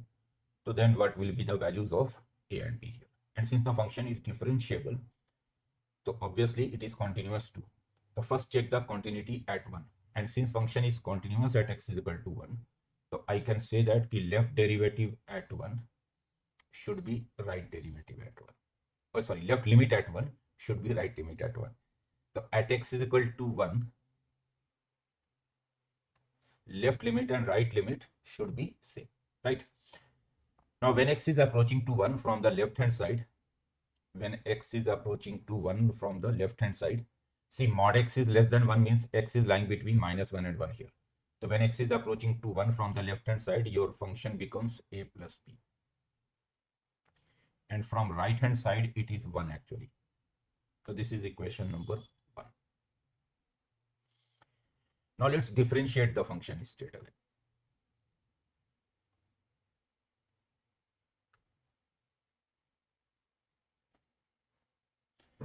So I'm just checking the differentiability at x is equal to 1. So when x is greater than 1, derivative will be -1 by x square, derivative of 1 by x. And when x is lying between -1 and 1, derivative will be 2ax plus b. In fact, 2ax only, not 2x plus b.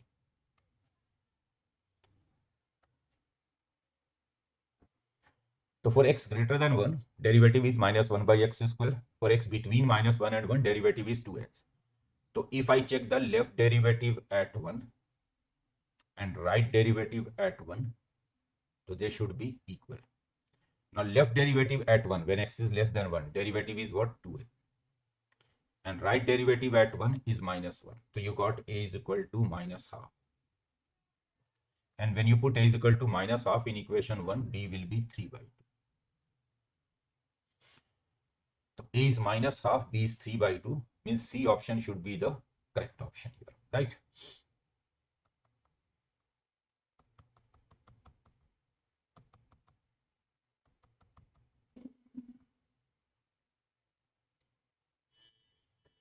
Next question is from straight lines. They are saying that the number of integral values of m, so that the abscissa of the point of intersection of these two lines is an integer. So basically, if I solve these two equations, the x coordinate of the point of intersection should be an integer. And when x coordinate is an integer, so then what will be the number of integral values of m? M should also be an integer. So if I put the value of y from the second equation to the first equation, put the value of y from second to first. So you are getting 3x plus 4 times mx plus 1. This is equal to 9.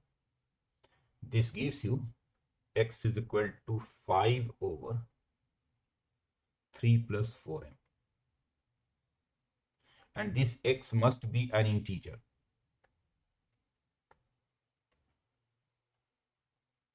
So since x is an integer, so then this 4m plus 3 must be a divisor of 5. 4m plus 3 must be a divisor of 5. So hence 4m plus 3 will be, since it is a divisor of 5, so 4m plus 3 can be plus minus 1, can be plus minus 5. 4m plus 3 is plus minus 1, plus minus 5. So this gives you 4m is equal to, if I solve with 1 minus 3, which is minus 2, then minus 1 minus 3, which is minus 4, 5 minus 3, which is 2, minus 5 minus 3, which is minus 8. So m is equal to what?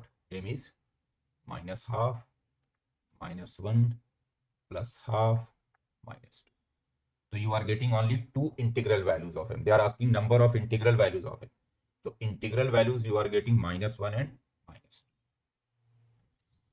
So there will be only two integral values of m, means option D should be the correct option, right?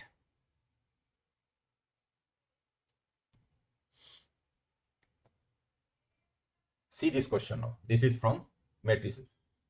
Two matrices, in fact, A and B are such that A plus 2B is given to you and 2A minus B is given to you. And trace of A minus trace of B, they are asking what will be the trace of A minus trace of B. Trace means sum of diagonal elements. So see, if I check, let's say trace of A is X. Let's suppose trace of A is X. And let's suppose trace of B is Y. So if I check the trace of matrix A plus 2B, so this is 1 minus 3 plus 1. 1 minus 3 plus 1 is minus 1. And trace of A plus 2B is basically X plus 2Y. Trace of A is X, trace of B is Y. So it is minus 1. Similarly, if I check trace of 2A minus B, so this is 2 plus 2, 4 minus 1, 3. And trace of 2A minus B is 2X minus Y. It is 3. Let's solve these two equations. If I multiply the second equation by 2 and add these two equations, so then this 2y disappears. 4x and x, 5x is 5. So x is 1 here. And when you put x as 1, so y is, just put x is equal to 1. So y will be minus 1. So that means trace of A minus trace of B is 2. Option C is the correct option here.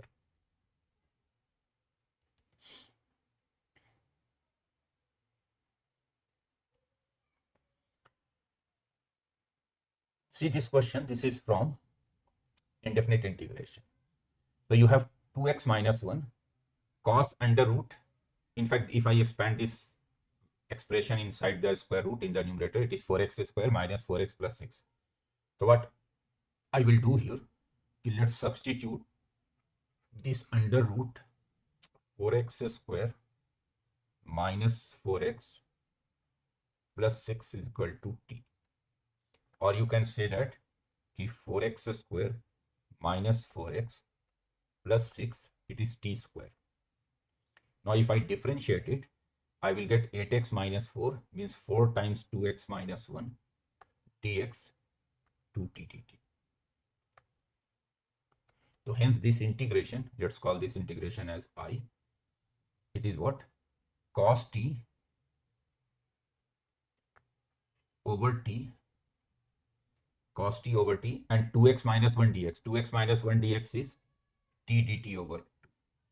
T dt over 2. So finally integration is half sine t. And t is what? T is the square root. So basically t is under root 4x square minus 4x plus 6, which is nothing but 2x minus 1 whole square plus 5. So this one is the correct answer, half sine 2x minus 1 whole square plus 5. So I can see option D matching. So D option should be the correct option, right?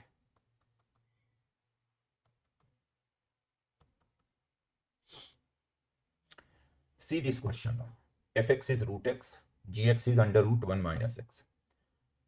Then what will be the common domain of the following functions, f plus g, f minus g, f into g, g minus f.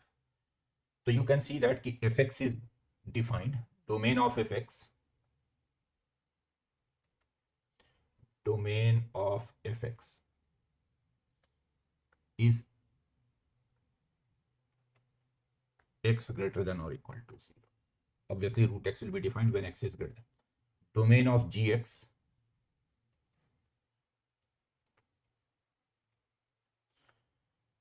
so 1 minus x should be greater than or equal to 0. So this gives you x less than or equal to 1. So common domain of f and g,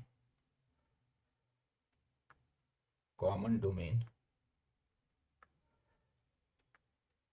of F and G is 0 to 1. Now they are asking common domain of F plus G, F minus G, F into G, G of F, G minus F. So see, you are taking F by G. So when you are taking the G in the denominator, if you are taking F by G, so obviously G should not be 0, means X should not be 1. X should not be 1, because if I take X is equal to 1, then G becomes 0. And then I'm taking G by F, so X should not be 0. So hence, common domain of F plus G, F minus G, F over G, G over F and G minus F will be 0 to 1. So which option? Again, D option is the correct option here.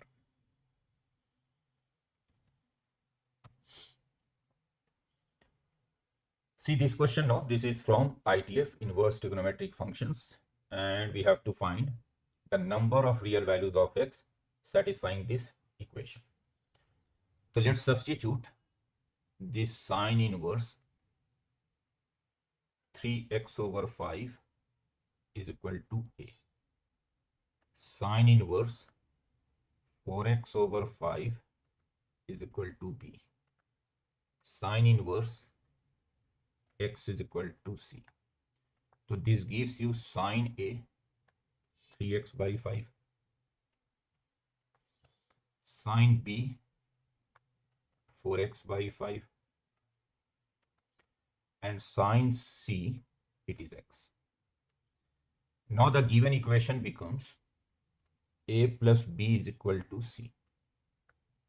Sine inverse 3x over 5 is A, sine inverse 4x over 5 is B, so A plus B is C. And since I know the values of sine A, sine B, sine C, so what I am doing here, let's operate sine on both sides. So sine of A plus B is sine C. Or should I operate cos? Cos will be better, I think. Cos A cos B minus sine A sine B cos C.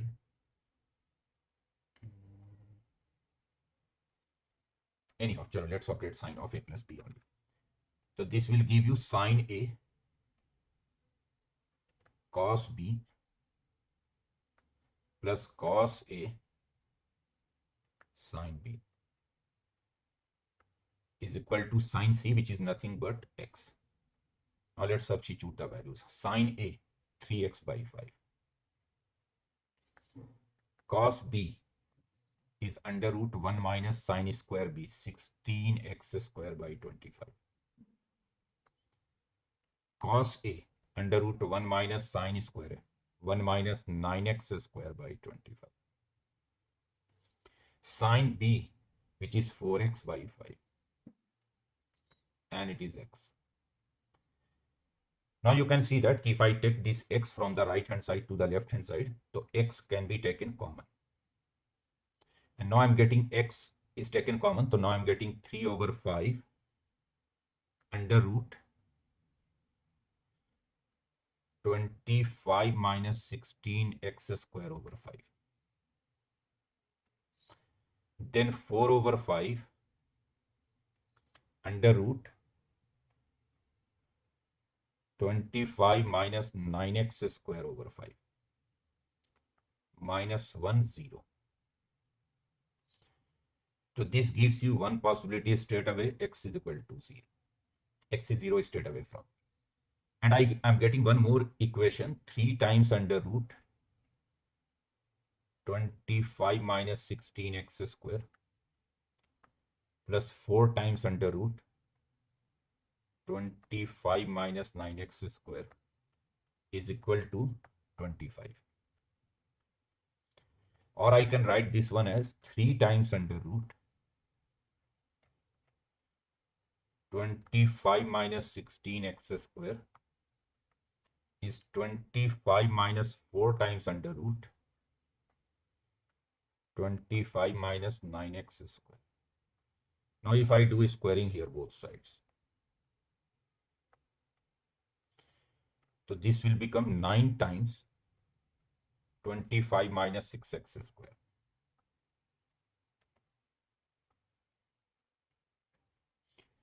And on the right side, I'm getting 625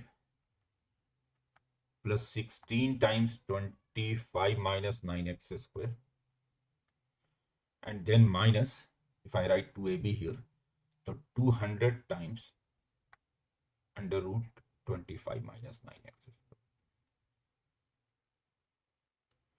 Let's solve it. So you can see that is 9 into 16, 144x square will be cancelled from both sides. So just cancel 144x square. And take this root to the left hand side. So you are getting 200 times under root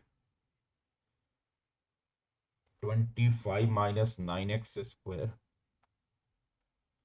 625 and 25 into 16, 400.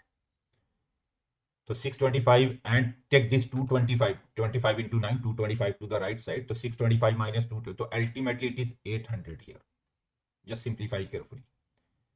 Now I can cancel this 200 and 800. It is 4 here. Again do squaring both sides. So 25 minus 9x square is 16 here. So this gives you x is equal to plus minus 1. So ultimately you are getting 3 solutions. One solution is here, x is equal to 0, and 2 more solutions here, x is equal to plus minus 1.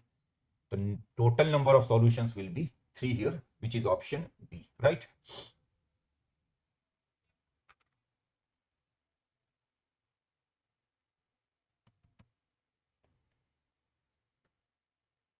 See this question now, this is from 3 dimension, 3D. Foot of the perpendicular from the point 438 to the line L1 is 357. Then the shortest distance between the lines L1 and L2 is what? So we have to find the shortest distance between the lines L1 and L2. But before that, I need the values of this A and B. And how will you get the values of this A and B?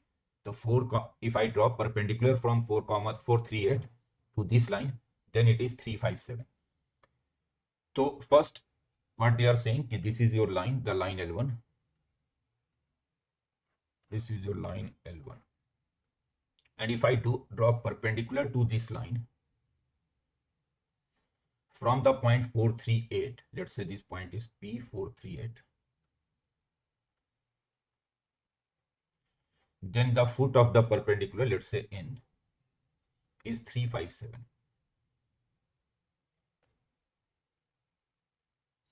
Foot of the perpendicular is 357. And this line is which line? This line is basically L1. It is L1 line.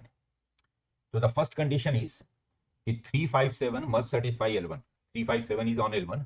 So 357 should satisfy L1. So put x is equal to 3, y is equal to 5, z is equal to 7 in L1. So you are getting what? You are getting 3 minus a over L. 5 minus 2. 5 minus 2 is what? 3. 3 by 3 is 1. 7 minus b by 4. What I have done here, I am putting 357 in L1. X is 3, y is 5, z is 7. Right? So b, in fact, I am getting what? I am getting 3 minus a is equal to L. 7 minus b is equal to 4. So I'm getting what? I'm getting a is equal to 3 minus L and b is equal to 3. One more thing, if I find this Pn vector, so Pn vector is what? 3 minus 4, which is minus 1, 5 minus 3, which is plus 2, 7 minus 8, which is minus 1. Pn vector, n minus p, 3 minus 4, 5 minus 3, 7 minus 8. And the direction ratio of the line L1 is L34. Means if I take a vector here along the line L1, let's say vector along the line L1 is B1 vector. So this B1 vector is L34. L34. So obviously Pn, if I take Pn dot this B1 vector, so that should be 0. Pn dot B1. Now Pn vector is what? Minus 1, 2, minus 1. And you are taking its dot product with L34. So minus 1 into L means minus L. 2 into 3, which is plus 6. Minus 1 into 4, which is minus 4. It is 0. So this gives you L is equal to 2. And when L is 2, so I can get A from here. A will be what? A will be 3 minus L, which is 1. So now I know the values of A, B, L. Now let's find the shortest distance between L1 and L2. So shortest distance between L1 and L2. So let's choose a point A1 on the line L1. So A1 is what? A to B.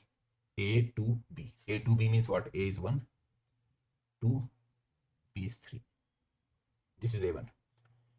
A2, a point on the line L2, which is 2, 4, 5. Then I can find A1 minus A2 or A2 minus A1. It doesn't matter. You take A1 minus A2 or A2 minus A1. Okay, let's take A2 minus A1 only. Let's take A2 minus A1. So A2 minus A1 is what? 1, 2, 2. A2 minus A1, 2 minus 1, 4 minus 2, 5 minus 2. Now B1 vector. Let's take B1 cross B2 vector. B1 is cross B2 will be I, J, K. B1 vector is direction ratio of L1, L 3, 4. And L is what? L is 2. So 2, 3, 4. Then B2 vector, direction ratio of L2, 3, 4, 5.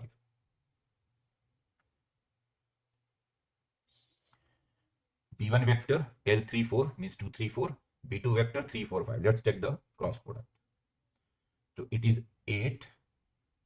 It is 15 minus 16. 15 minus 16 means minus I. Then I'm getting what? 10 minus 12. 10 minus 12, so plus 2j. Then 8 minus 9. 8 minus 9, which is minus k. So now you can write the shortest distance. Shortest distance between these two lines is A2 minus A1 dot B1 cross B2 over mod B1 cross B2.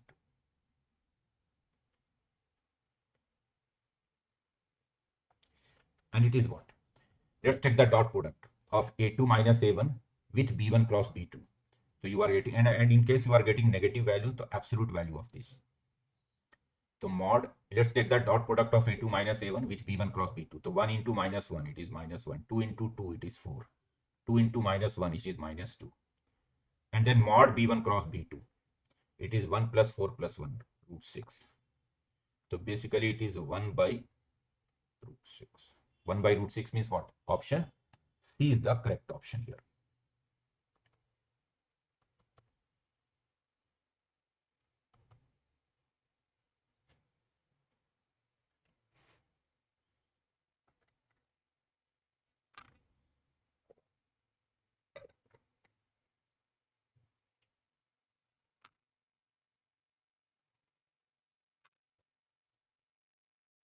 See this question, this is from definite integration. So they are asking 0 to 10 integral part of x e raised to integral part of x over e raised to x minus 1 dx. 0 to 10. So let's integrate this.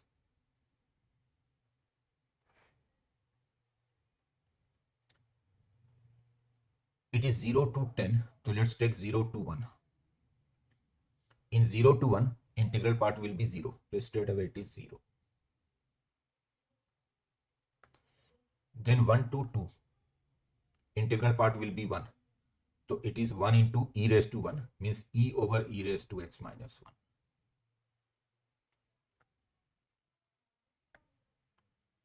Then 2 to 3,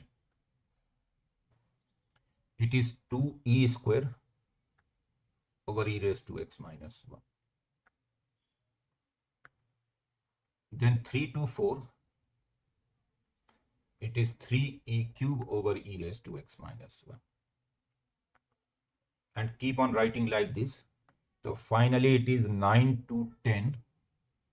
9 to 10 will be what? 9 e raised to 9 e raised to x minus 1.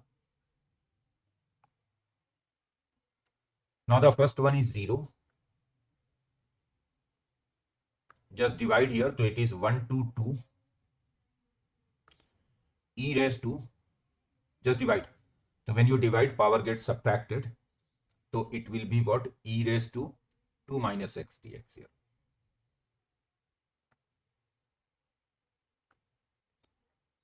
Then 2 taken outside here.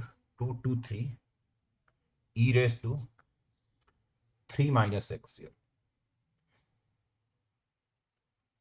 3 taken outside. 3 to 4 e raised to 4 minus x here. And keep on writing like this. It is 9 to 10 e raised to 10 minus x here. E raised to 10 minus x dx. Now let's integrate. E raised to 2 minus x. Integration will be what? Minus can be taken outside straight away. So minus, if I take outside the integration, so e raised to 2 minus x here. 1 to 2. Then 2 times e raised to 3 minus x here. 2 to 3. Then 3 times e raised to 4 minus x here. 3 to 4. And keep on writing like this. Here it is actually 9 times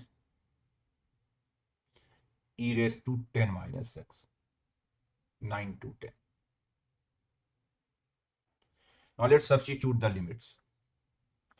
So here it is e raised to 0, which is 1, minus e raised to 1, plus 2 times 1 minus e raised to 1 again, plus 3 times 1 minus e raised to 1, and last 9 times 1 minus e. Now 1 minus e can be taken common. So you are getting 1 plus 2 plus 3 up to 10. So it is e minus 1. And if you add 1 to 10, so 1 to 10, sum will be what? N plus 1 by 2, 10 into 11 by 2. 10 into 11, it is 9 times, not 10 times, my bad. The last one is 9 here. So if you add 1 to 9, so 9 into 10 by 2, which is 45. So hence your correct answer will be 45 times e minus 1, which is the last option, D option, right?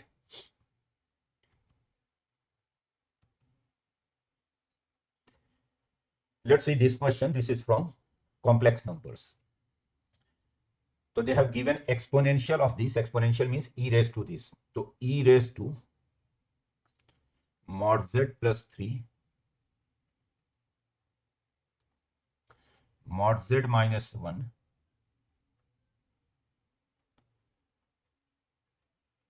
mod z plus 1. No need to write double mod because mod z plus 1 is already positive quantity. So whether you write this double mod or not, it doesn't matter. Then you have log 2 with the base e. It is greater than or equal to log of, now what will be mod of 5 root 7 plus 9? So it will be under root.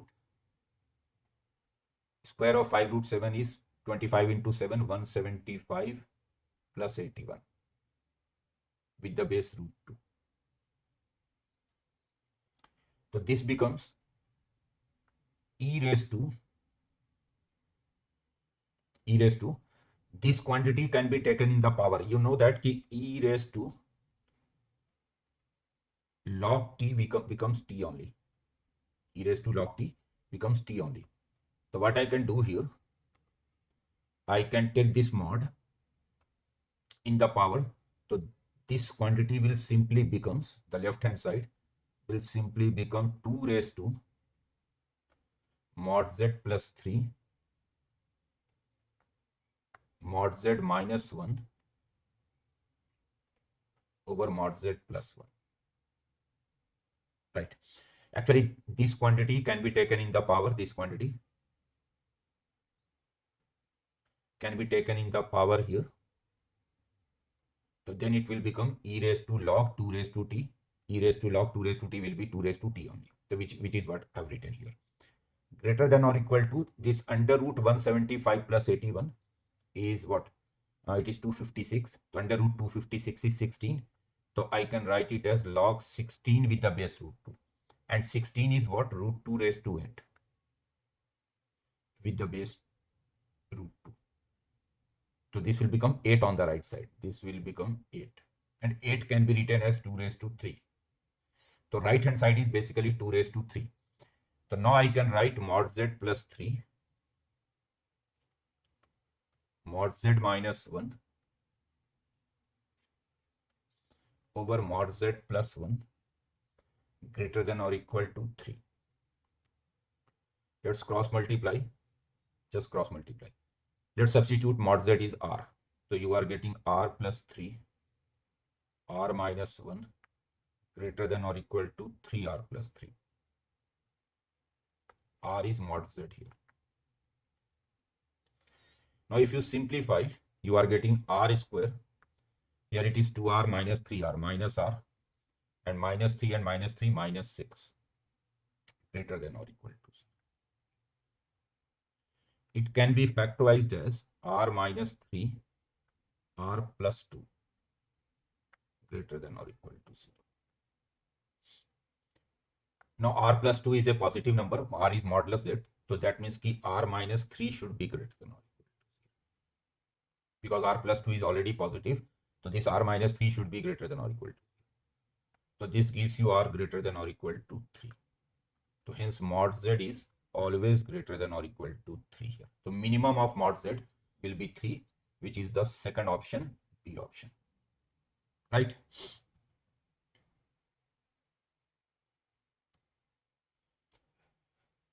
Next question. This question is from increasing decreasing monotonicity.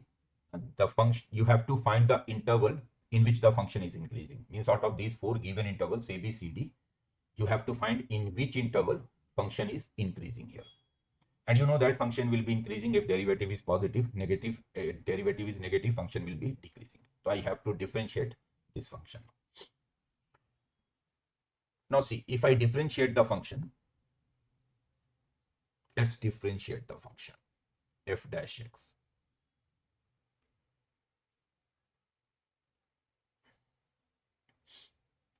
So derivative will be what? 3 times. Derivative of log x is 1 by x. So it will become reciprocal here, mod x plus 1 over x minus 1. Then derivative of mod will be mod x over x. So it is mod x minus 1 over x plus 1 over mod x minus 1 over x plus 1. Derivative of mod is mod x over x. And then derivative of x minus 1 over x plus 1 using quotient rule. So x plus 1 whole square here. X plus 1 into 1 minus x minus 1 into 1. Minus 2 times derivative of 1 over x minus 1 is minus 1 over x minus 1 whole square. So this is final derivative actually. Now you can see that it is what?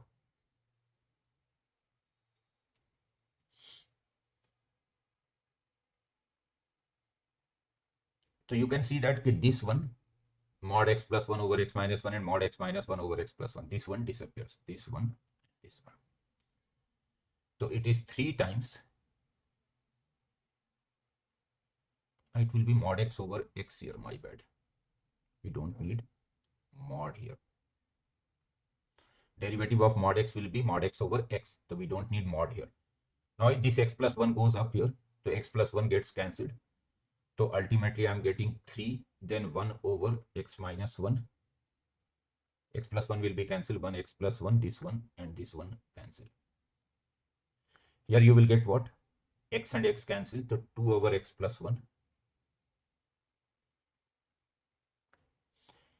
Now plus 2 over x minus 1 whole square. minus minus plus. So you can see that I can take common 2 over x minus 1. 2 over x minus 1 can be taken common. So you are left with 3 over x minus 1, 3 over x plus 1, and plus 1 over x minus 1. It can be written like this. Now if I simplify it, it is 2 over x minus 1. In the denominator you have x plus 1, x minus 1. So it is 3x minus 3 plus x plus 1. Now it is 2 over x minus 1. 3x and x, 4x. 3x and x, 4x plus 4x minus 2. 4x minus 2. And denominator is x plus 1, x minus 1 here. X plus 1, x minus 1. So finally it becomes what? It becomes 4 times 2x minus 1 over x minus 1 whole square into x plus 1. Now if you check the sign of the derivative using wavy curve method or sign scheme method, the sign changes at minus 1 and half. There will not be any change of sign at 1 because it is a square here, x minus 1 whole square, so sign will not be changed here. So ultimately sign will be what? Positive, negative, positive. Positive, negative, positive. So this function will be increasing in minus infinity to minus 1, union half to infinity. Except at 1, because at 1 you can see that the derivative does not, function is not defined at 1. At 1 function is not defined. So therefore you can say that your function is increasing in the interval minus infinity to minus 1, union half to infinity except 1. Means option B should be the correct option here.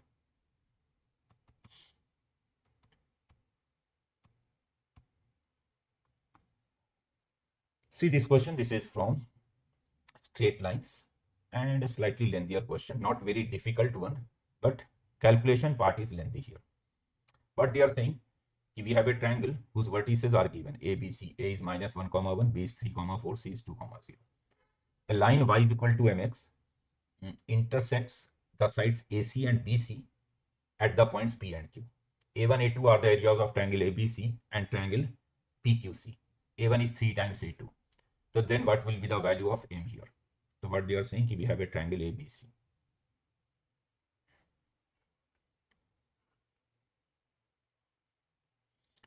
A is minus 1, 1. B is 3, 4. And C is 2, 0. A line y is equal to mx, m is positive, intersects AC and BC at the points P and Q. So let's say this is the line y is equal to mx.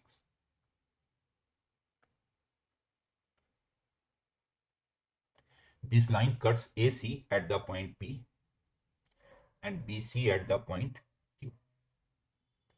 A1 is the area of triangle ABC and A2 is the area of triangle PQC. So let's find the area of triangle ABC first, A1 area. A1 is the area of triangle ABC, so that will be half determinant x coordinates of ABC first, so minus 1, 3, 2. Then y coordinate 1, 4, 0. Then 1, 1. So just expand this determinant. This will give you the area of triangle ABC. So if I expand this determinant, let's not waste the time. If I expand this determinant, so then A1 area comes out to be 13 by 2. It is, let me check once again. Yes, area of triangle ABC is 13 by 2. So when you simplify this A1 area comes out to be 13 by 2.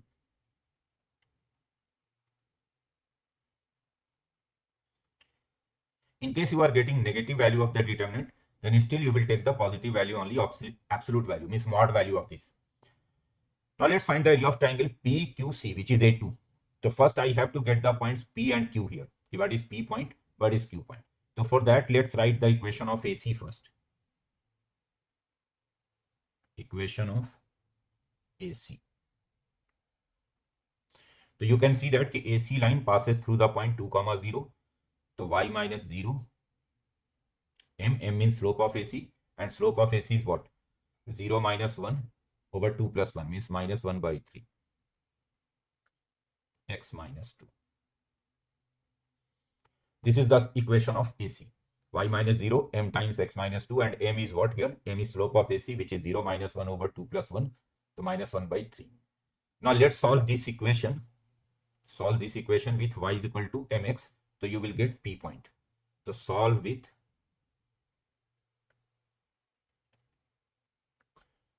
y is equal to mx. Means you are solving these two equations.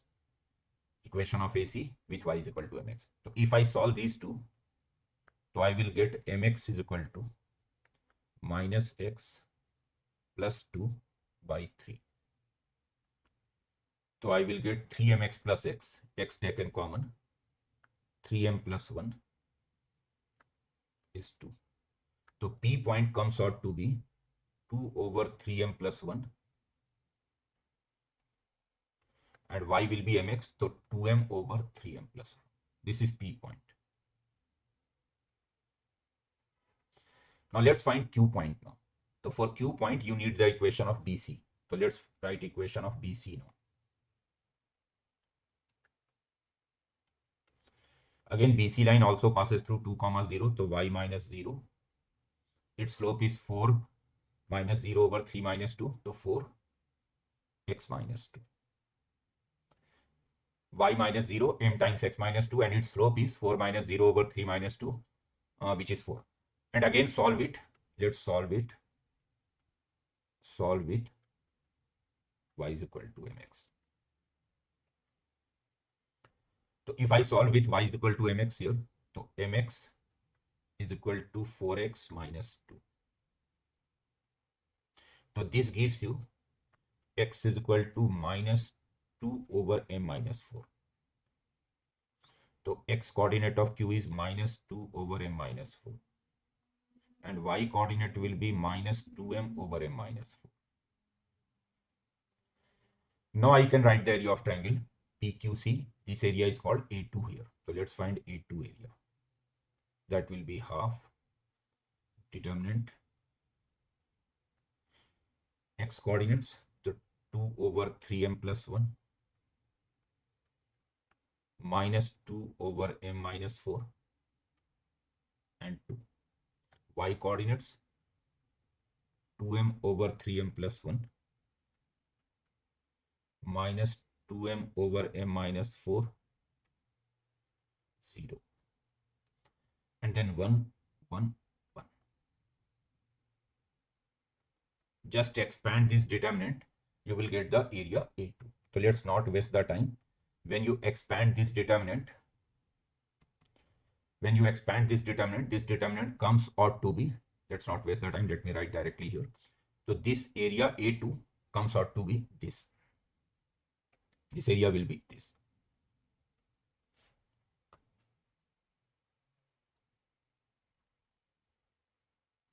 Now what you will do, they have given that the area of triangle PQC, is 3 times the area. Let me show you here.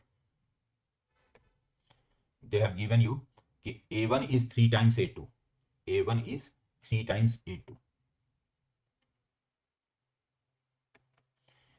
Or you can say that A2 is 1/3 of A1. A2 is what? Or you can say that A2 is 1/3 of A1. And A2 comes out to be this determinant here, 52m square over mod 11m minus 3m square plus 4. And 1/3 of A1 becomes 13 by 6. A2 is basically half of this. Now you can see that I can cancel this 2 and 3. I can cancel this 13 and 4. So I'm getting 4m square is mod 11m minus 3m square plus 4.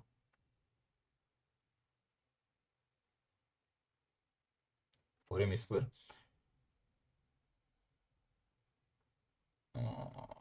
In fact, 12m square. 3 into 4 if I cross. So it will be 12m square here.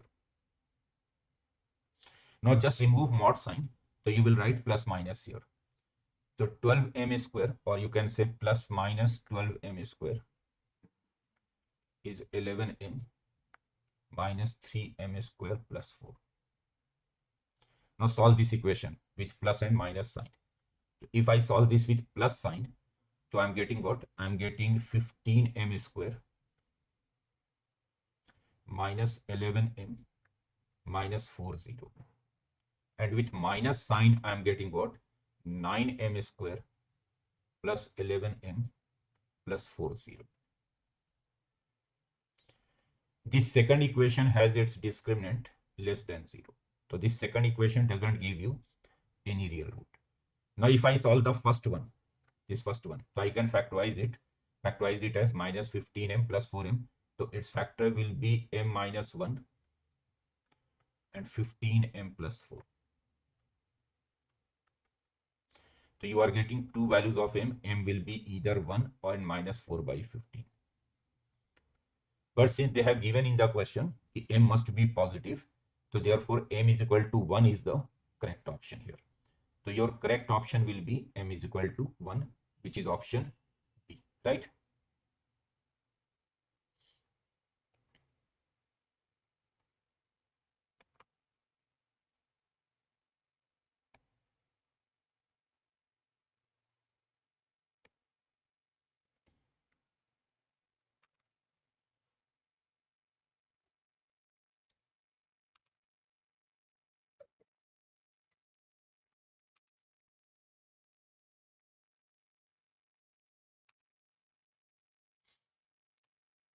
Let's see this question now. This is from differential equation.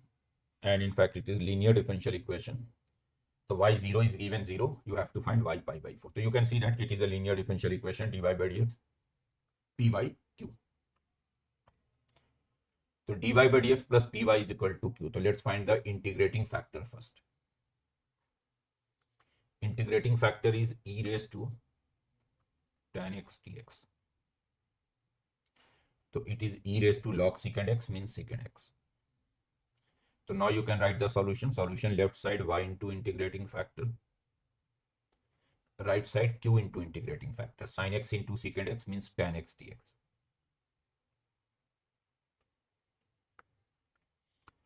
The y secant x is equal to log secant x plus c. Now if I put x0 here, so they are saying y is 0, so it is 0. X0, so log secant 0 is 1, so it is 0 c. So c comes out to be 0. Now if I put x pi by 4 here, so y, they are asking y. So y secant pi by 4 is root 2. Log secant pi by 4 is log root 2. C is 0. So this gives you y is equal to 1 by root 2 log, and root 2 can be written as 2 raised to half. So it is 1 by 2 root 2 log 2. Means option B is the correct option here. A relatively easier question.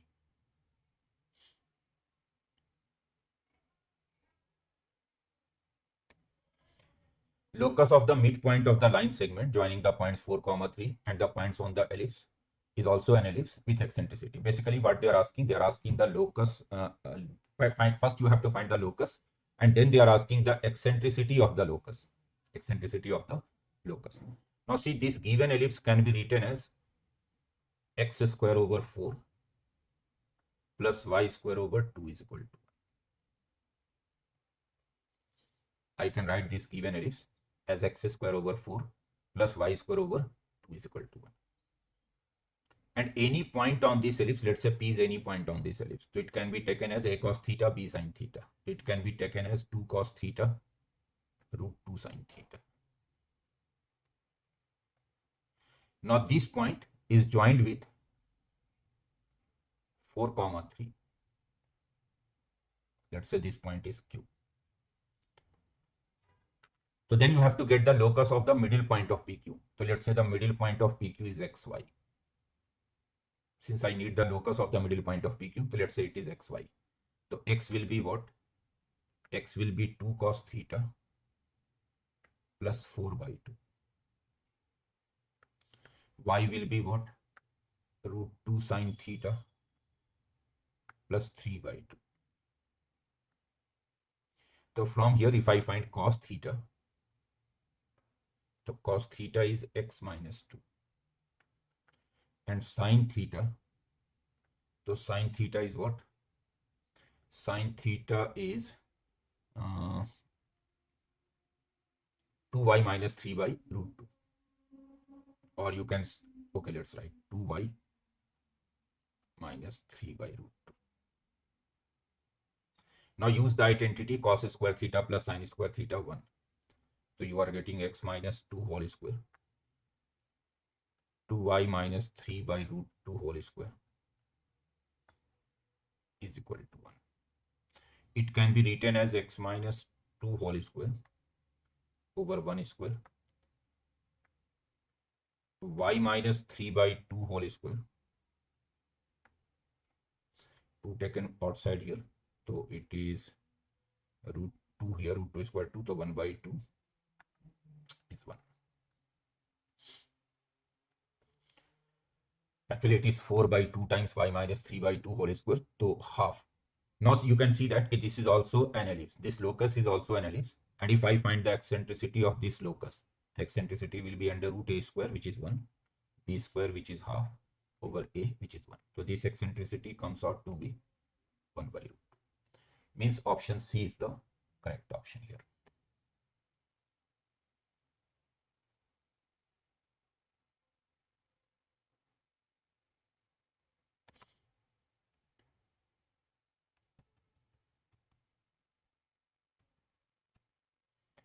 Let's see this question now. This is from PNC, permutations and combinations, right? 6-digit number you have to form. A is the event that a 6-digit number randomly selected from this, randomly formed without repetition, is divisible by 3. So what is the probability of event A? So basically what they are saying, if you are forming a 6-digit number randomly without using the digits, without repetition, using the digits 0, 1, 2, 3, 4, 5, 6, what you are doing? You are forming a 6-digit number without repeating the digits, using the digits 0, 1, 2, 3, 4, 5, 6. So then what is the probability that this number will be divisible by 3? So first see how many total numbers you can form of 6 digits using these digits without repetition. So let's write NS first. NS means total number of numbers, 6-digit numbers. So 6-digit number, so obviously in the leftmost position, you cannot you cannot use 0 here. So for the leftmost position you have 6 options, 1, 2, 3, 4, 5, 6. And for the remaining 5 places, except the leftmost, for the remaining 5 places you are left with 6 digits. So these remaining 5 places can be filled in 6p5 ways. 6 into 5 into 4 into 3 into 2. So this is the total number of numbers that you can form 6-digit numbers without repetition. This is NS. Now let's see how many numbers will be divisible by 3. How many numbers will be divisible by 3? So if I use all these 6, if I add all these 6 digits, 1 plus 2 plus 3 plus 4 plus 5 plus 6, so what will be sum? If I add all these, in fact 7 digits are given here. If I add all these 7 digits, 0 plus 1 plus 2 plus 3 plus 4 plus 5 plus 6, so the sum will be what? The sum will be 6 into 7 by 2, sum is 21. So the sum of these 7 digits, the sum of these 7 digits is 21, but I have to use only 6 digits. So that means one of the digit will be left. So let's take the first case. I'm using the numbers 1, 2, 3, 4, 5, 6 only. 0 is not used. So then how many numbers can be found? If you are using 1, 2, 3, 5, 6 only, so how many numbers can be found? 6 factorial. These 6 digits can be arranged in 6 places in 6 factorial ways. The total numbers will be 6 factorial. Second case, let's say you are not using 0. Sorry, you are using 0 and you are not using 3. 3 is not used. That means you are using 0, 1, 2, 4, 5, 6. So then how many numbers can be found? So now 0 cannot be used in the leftmost position. So in the leftmost position, you have 5 options. In the leftmost position, you have 5 options. And the remaining 5 digits can be arranged in remaining 5 places in 5 factorial. So it is 5 into 5 factorial. And the last case, when you are not using 6, you are using 0, 1, 2, 3, 4, 5. So again, how many numbers can be found? Same, 5 into 5 factorial. So that means how many total numbers are there, in which how many total number of numbers can be found divisible by 3. So that is 6 factorial plus 5 into 5 factorial 2 times into 2. 5 into 5 factorial is 2 times.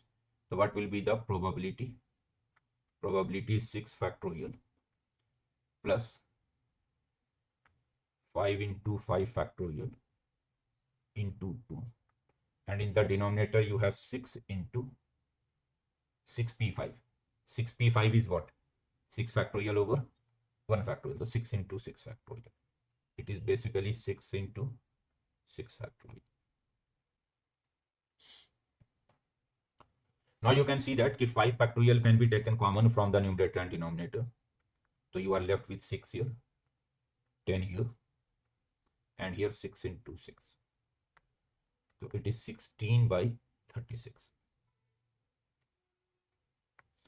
Or you can say 4 by 9. So 4 by 9 will be the correct option, which is option D.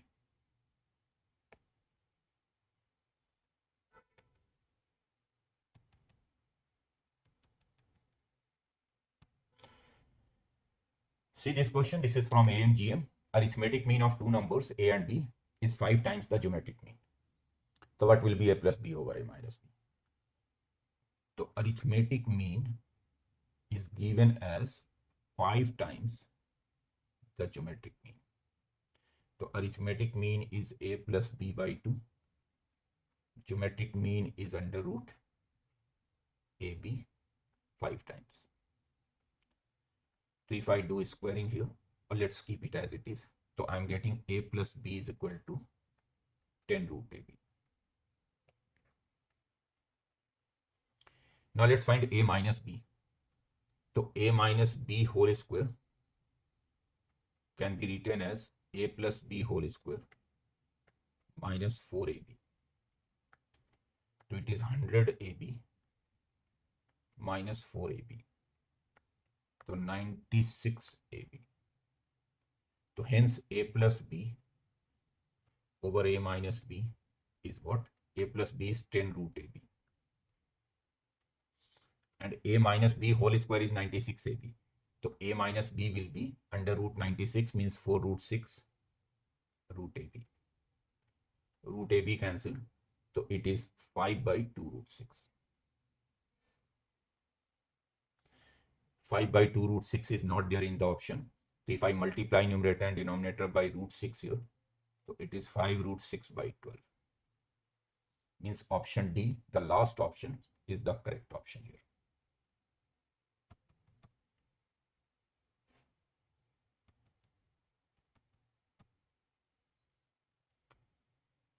Next, a focus of an ellipse is at the origin. The directrix is the line x is equal to 4. And the eccentricity is half. Then the length of the semi-minor axis, right? So one focus is given as origin. Let's say one focus is S, which is given as origin.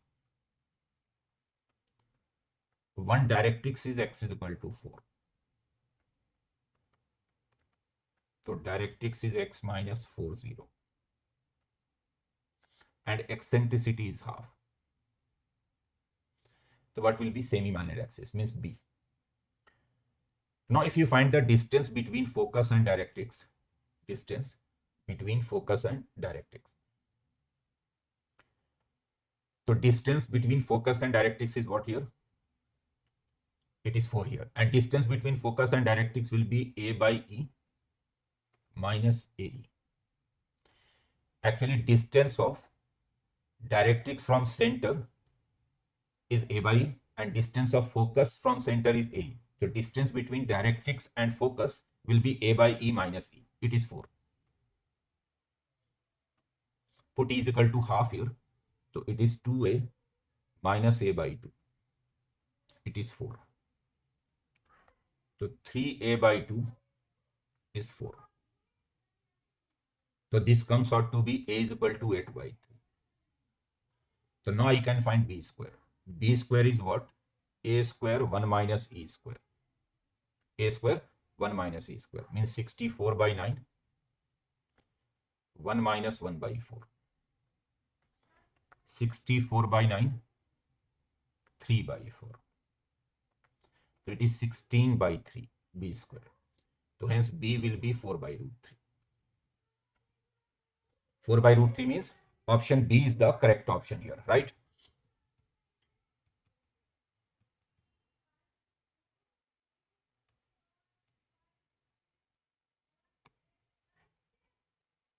Yes, B is 4 by root 3. Let's see this question. Fx and gx are two functions satisfying fx square plus g of 4 minus x square is equal to 4x cube. And g of 4 minus x plus gx is 0. So then what will be minus 4 to 4 fx square dx. So let's say this integration is I. I is minus 4 to 4 fx square dx. And you can see that it is an even function. So I can write it as 2 times 0 to 4 fx square dx. And now I can write it as 2 times 0 to 4 fx square from this equation. Fx square can be written as 4x cube minus g of 4 minus x. Right? So it is 4x cube minus g of 4 minus x dx.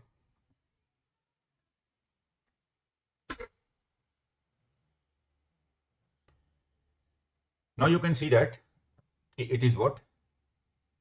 8 times x cube, integration of x cube is x4 by 4, 0 to 4. And then 2 times 0 to 4 g of 4 minus x dx. Now this is 2 times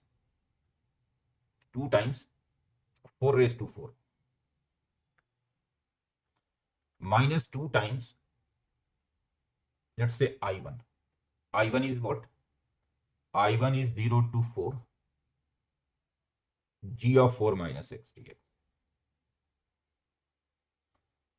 Now let's calculate I1 now. If I use King's property here, means if I replace x with 4 minus x here, so it becomes gx dx.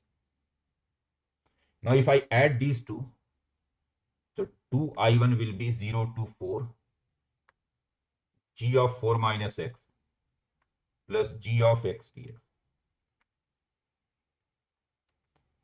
And g of 4 minus x plus g of x, it is given as 0. So this becomes 0. Means I1 is 0. So hence I will be what? I will be 2 into 4 raised to 4, which is 256, means 512. So 512 is the correct option here.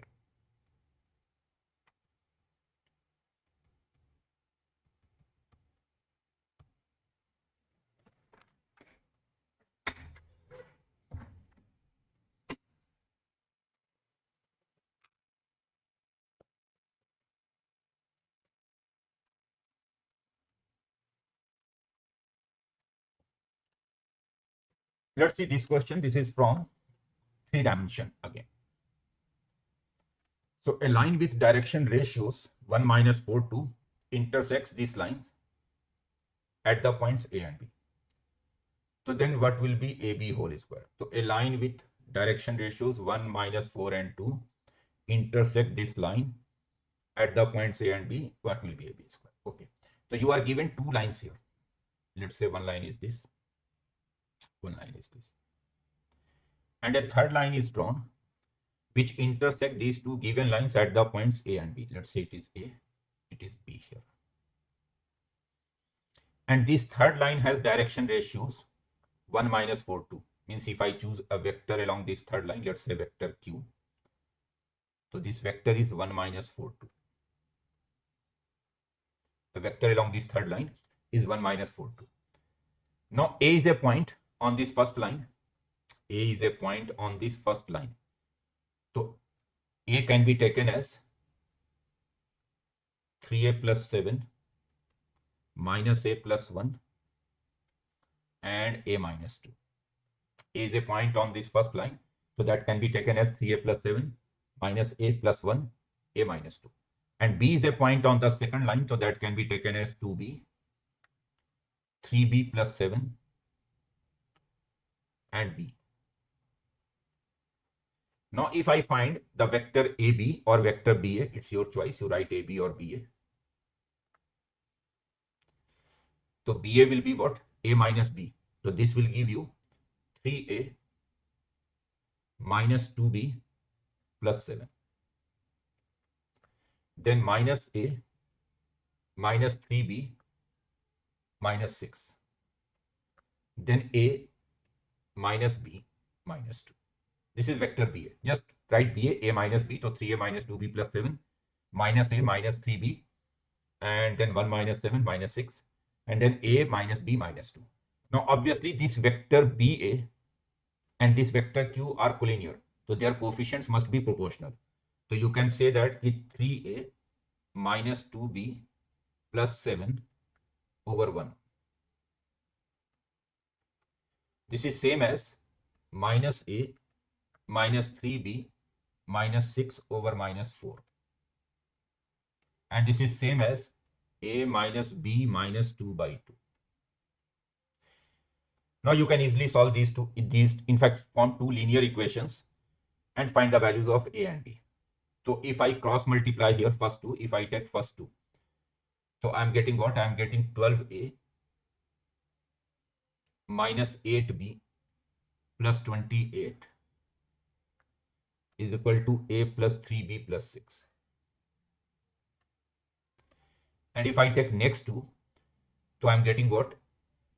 A plus 3B plus 6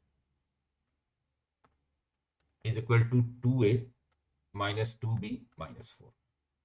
So you are getting two linear equations here. 11A minus 11B is equal to minus 22. 11A minus 11B minus, and here you are getting minus A plus 5B is equal to minus 10. From the first equation you are getting A minus B is equal to minus 2.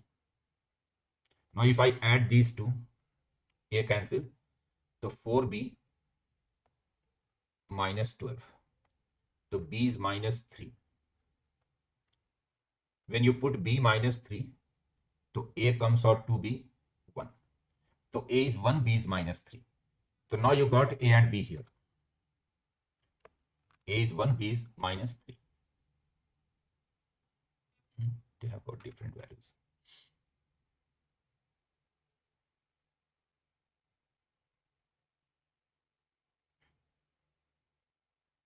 Let me check if I've done any calculation error.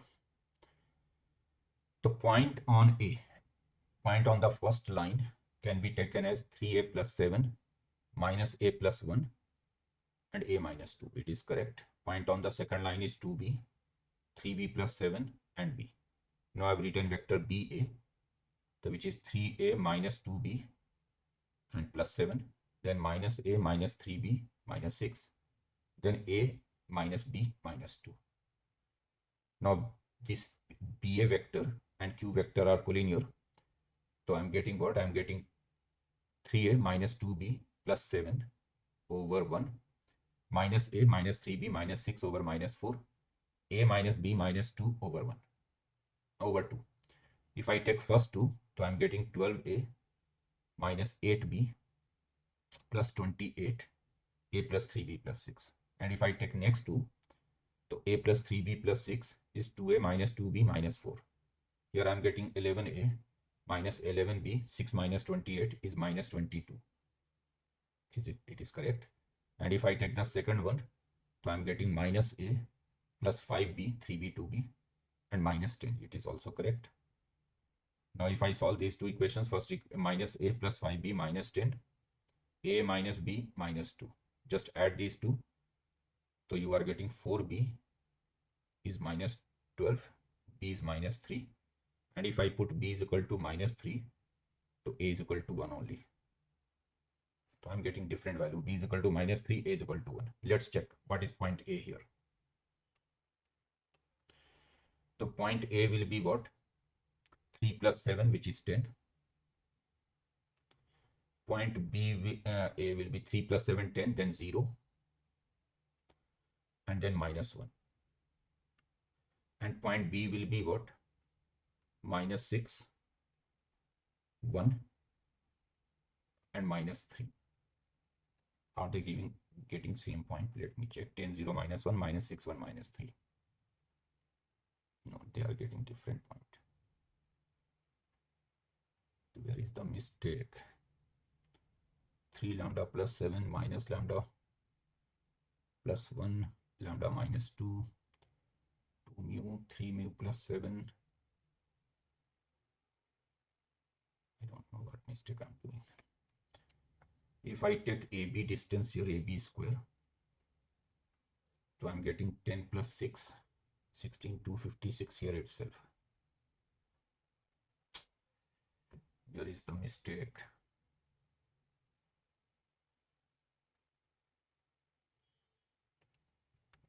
Let me check what they have done.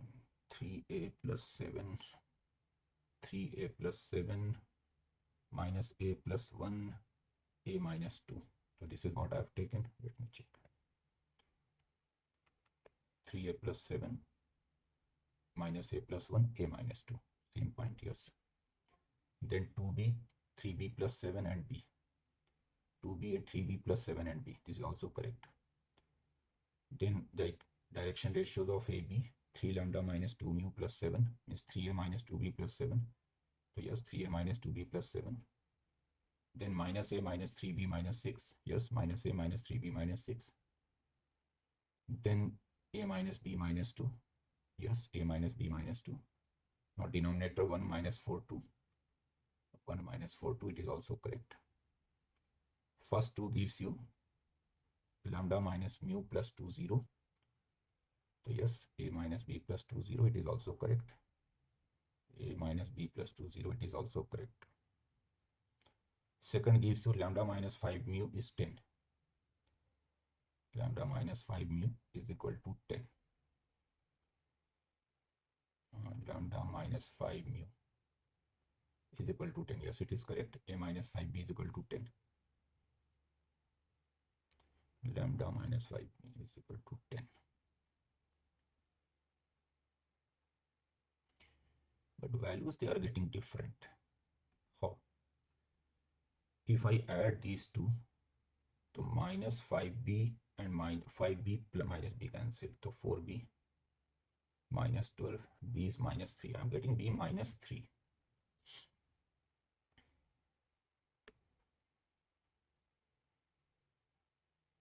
Yes, b is minus 3, right? Now if I put b minus 3, yes, here is the mistake, got the mistake.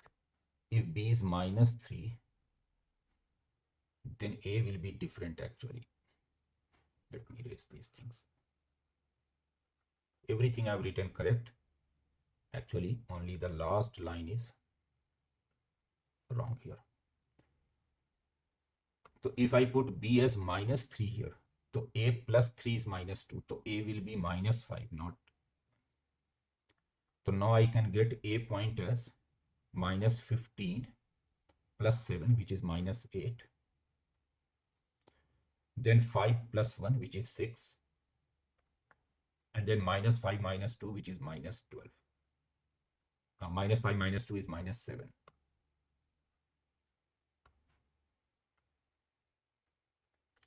And B point is what? B is minus 3. So minus 6 and minus 9 plus 7, minus 2 and minus 3. Now what will be AB square? So minus 8 plus 6, 4. 6 plus 2, 64. Minus 7 plus 3, so 16. So now I'm getting 84 here. So 84 should be the correct answer.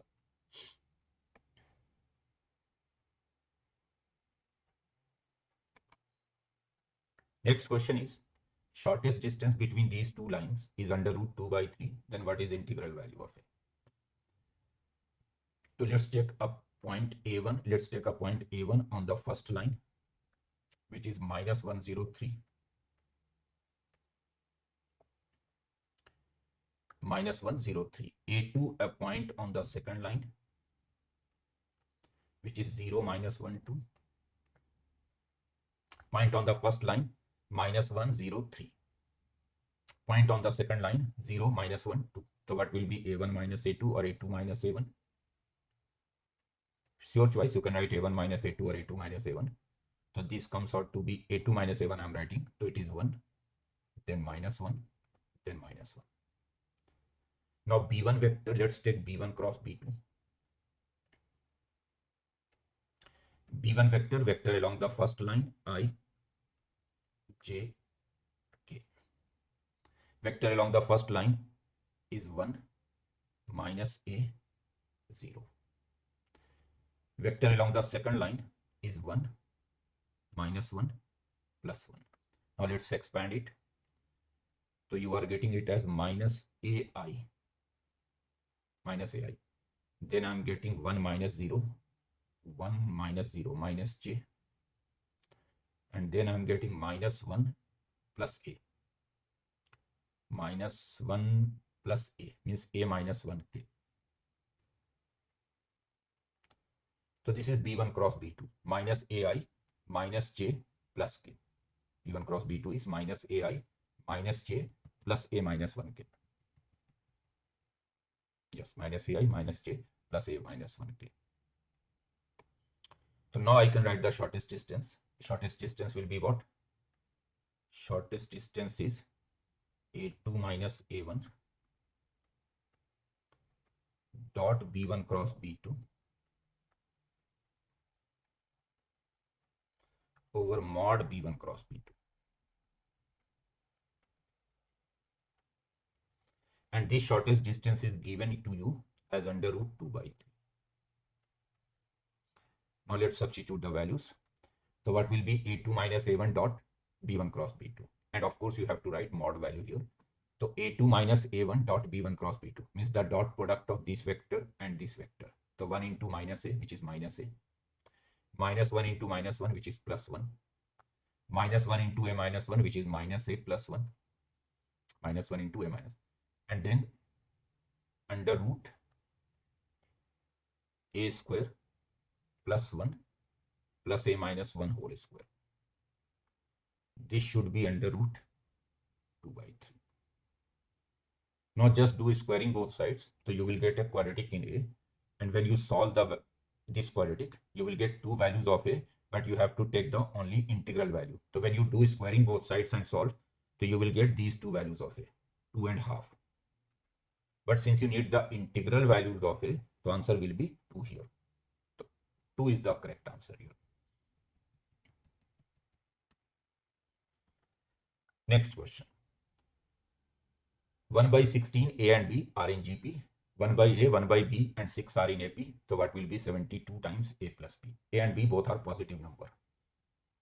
So first you can see that 1 by 16 A and B are in GP. So you can write A square is equal to B by 16. Then 1 by A, 1 by B, 6 are in AP. So you can write 2 by B is equal to 1 by A plus 6.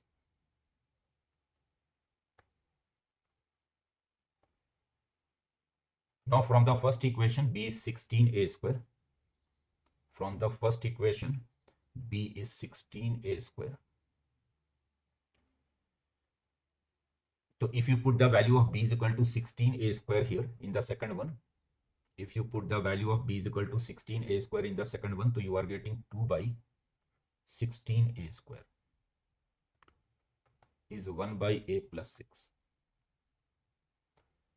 So this gives you 1 by 8A square, 1 by A plus 6. Now cross multiply, so you will get 1 8A plus 48A square. So this becomes 48A square plus 8A minus 10. Now factorize it. So I can break the middle term as 12 and 4. So I can break 48A square plus 12A minus 4A minus 1. 12A taken common, so 4A plus 1 minus 1 taken common, 4A plus 1. So this gives you A is equal to 1 by 12. As A is positive, so negative value is ignored here. You are getting two values actually. A is equal to minus 1 by 4 and 1 by 12. So take 1 by 12. Now you know A, so you can find B from here. B is what? 16A square. So B is 16A square and A square will be 1 by 44. So it is 1 by 9. Now they are asking 72 times A plus B. So it is 72 times A is 1 by 12, B is 1 by 9. When you multiply, so you are getting 6 plus 8 here, which is 14. So 14 should be the correct answer here.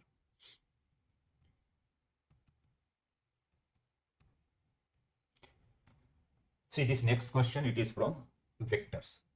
A vector given, B vector given, C dot I plus J plus 3K is 8. C is perpendicular to both A and B. So what will be C dot A cross B? C dot A cross B. So C is perpendicular to both A and B. So I can write C is equal to lambda times A cross B. Why you are writing this? Because C, the vector C, is perpendicular to both the vectors A and B. So it must be in the direction of cross product of A and B, lambda times A cross B. So it is lambda times I, J, K. Then 1, 1, 1, 1, 1, 1 minus 1, and then 1, 2, 1, 1, 2, 1. Lambda times A cross B will be I, J, K, 1, 1 minus 1, 1, 2, 1. Let's expand it. So C is what? Lambda times A cross B.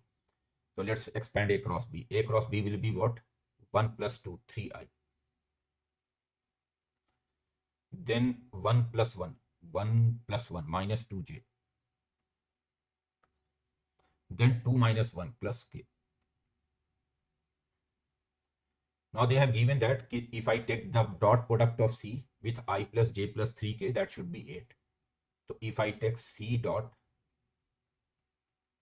I plus J plus 3K, it should be 8.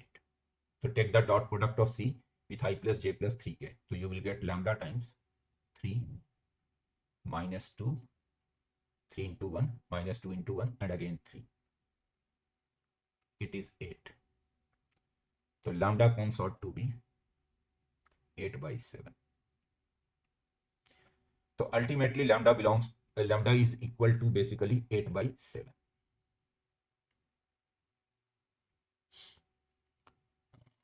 Doing some calculation error, I think they have they are getting different lambda.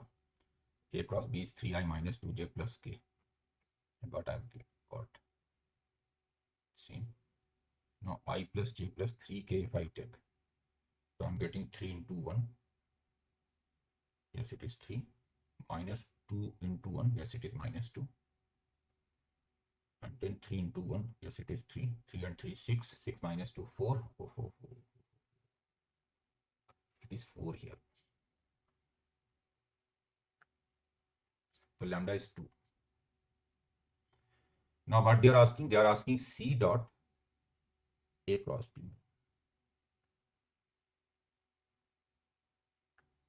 And C is what? C is basically lambda times A cross B. So it is simply lambda A cross B whole square.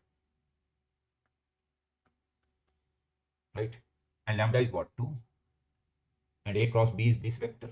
A cross B is 3i minus 2j plus k vector. So A cross B whole square will be 9 plus 4 plus 1. It is 28. So 28 should be the correct answer. Vectors 2i plus 3j minus 2k and I minus 2j plus k represents the adjacent sides of a parallelogram. Then the length of the diagonals are. So let's say A vector is 2i plus 3j minus 2k. And let's say B vector is I minus 2j plus k. Now, whenever adjacent sides of a parallelogram are given to you, vector A and vector B, these are adjacent sides. So diagonals you can write directly. Diagonals will be what? One diagonal, let's say D1, that will be A plus B. And the other diagonal, that is D2, will be A minus B. Or you write B minus A, it doesn't matter. A plus B, or only direction will be changed. So whenever sides are given to you, vector A and vector B for a parallelogram, diagonals you can write directly, A plus B and A minus B. So diagonals will be what? A plus B. So that is 3i plus j, 2i plus I, 3i, 3j minus 2j, j minus k. And the second diagonal will be what? Difference. So that is I plus 5j minus 3k. So what are the length of the diagonals? Mod d1. It is under root 9 plus 1 plus 1, root 11. And the second diagonal length, mod d2, under root 1 plus 25 plus 9. So 1 plus 2, root 35. So diagonal lengths are root 35 and root 11. Option B.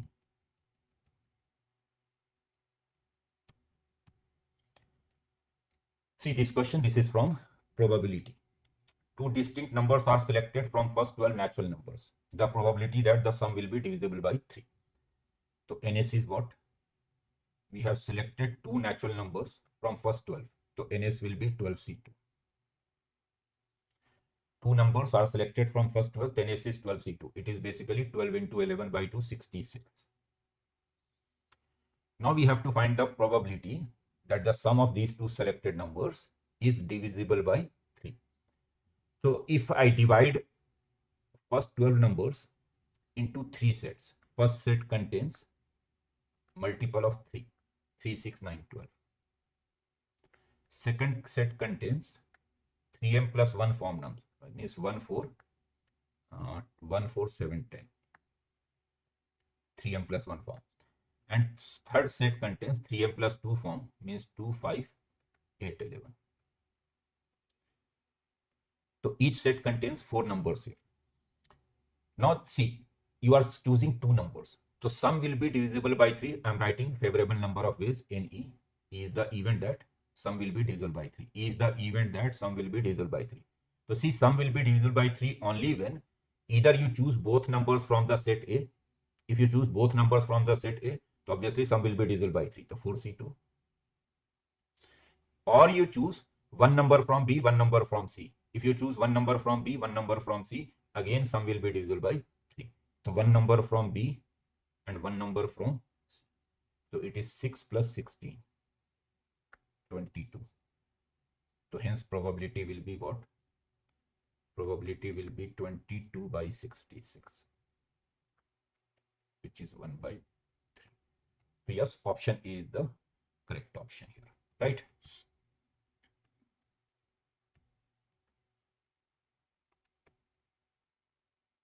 A is the correct option here.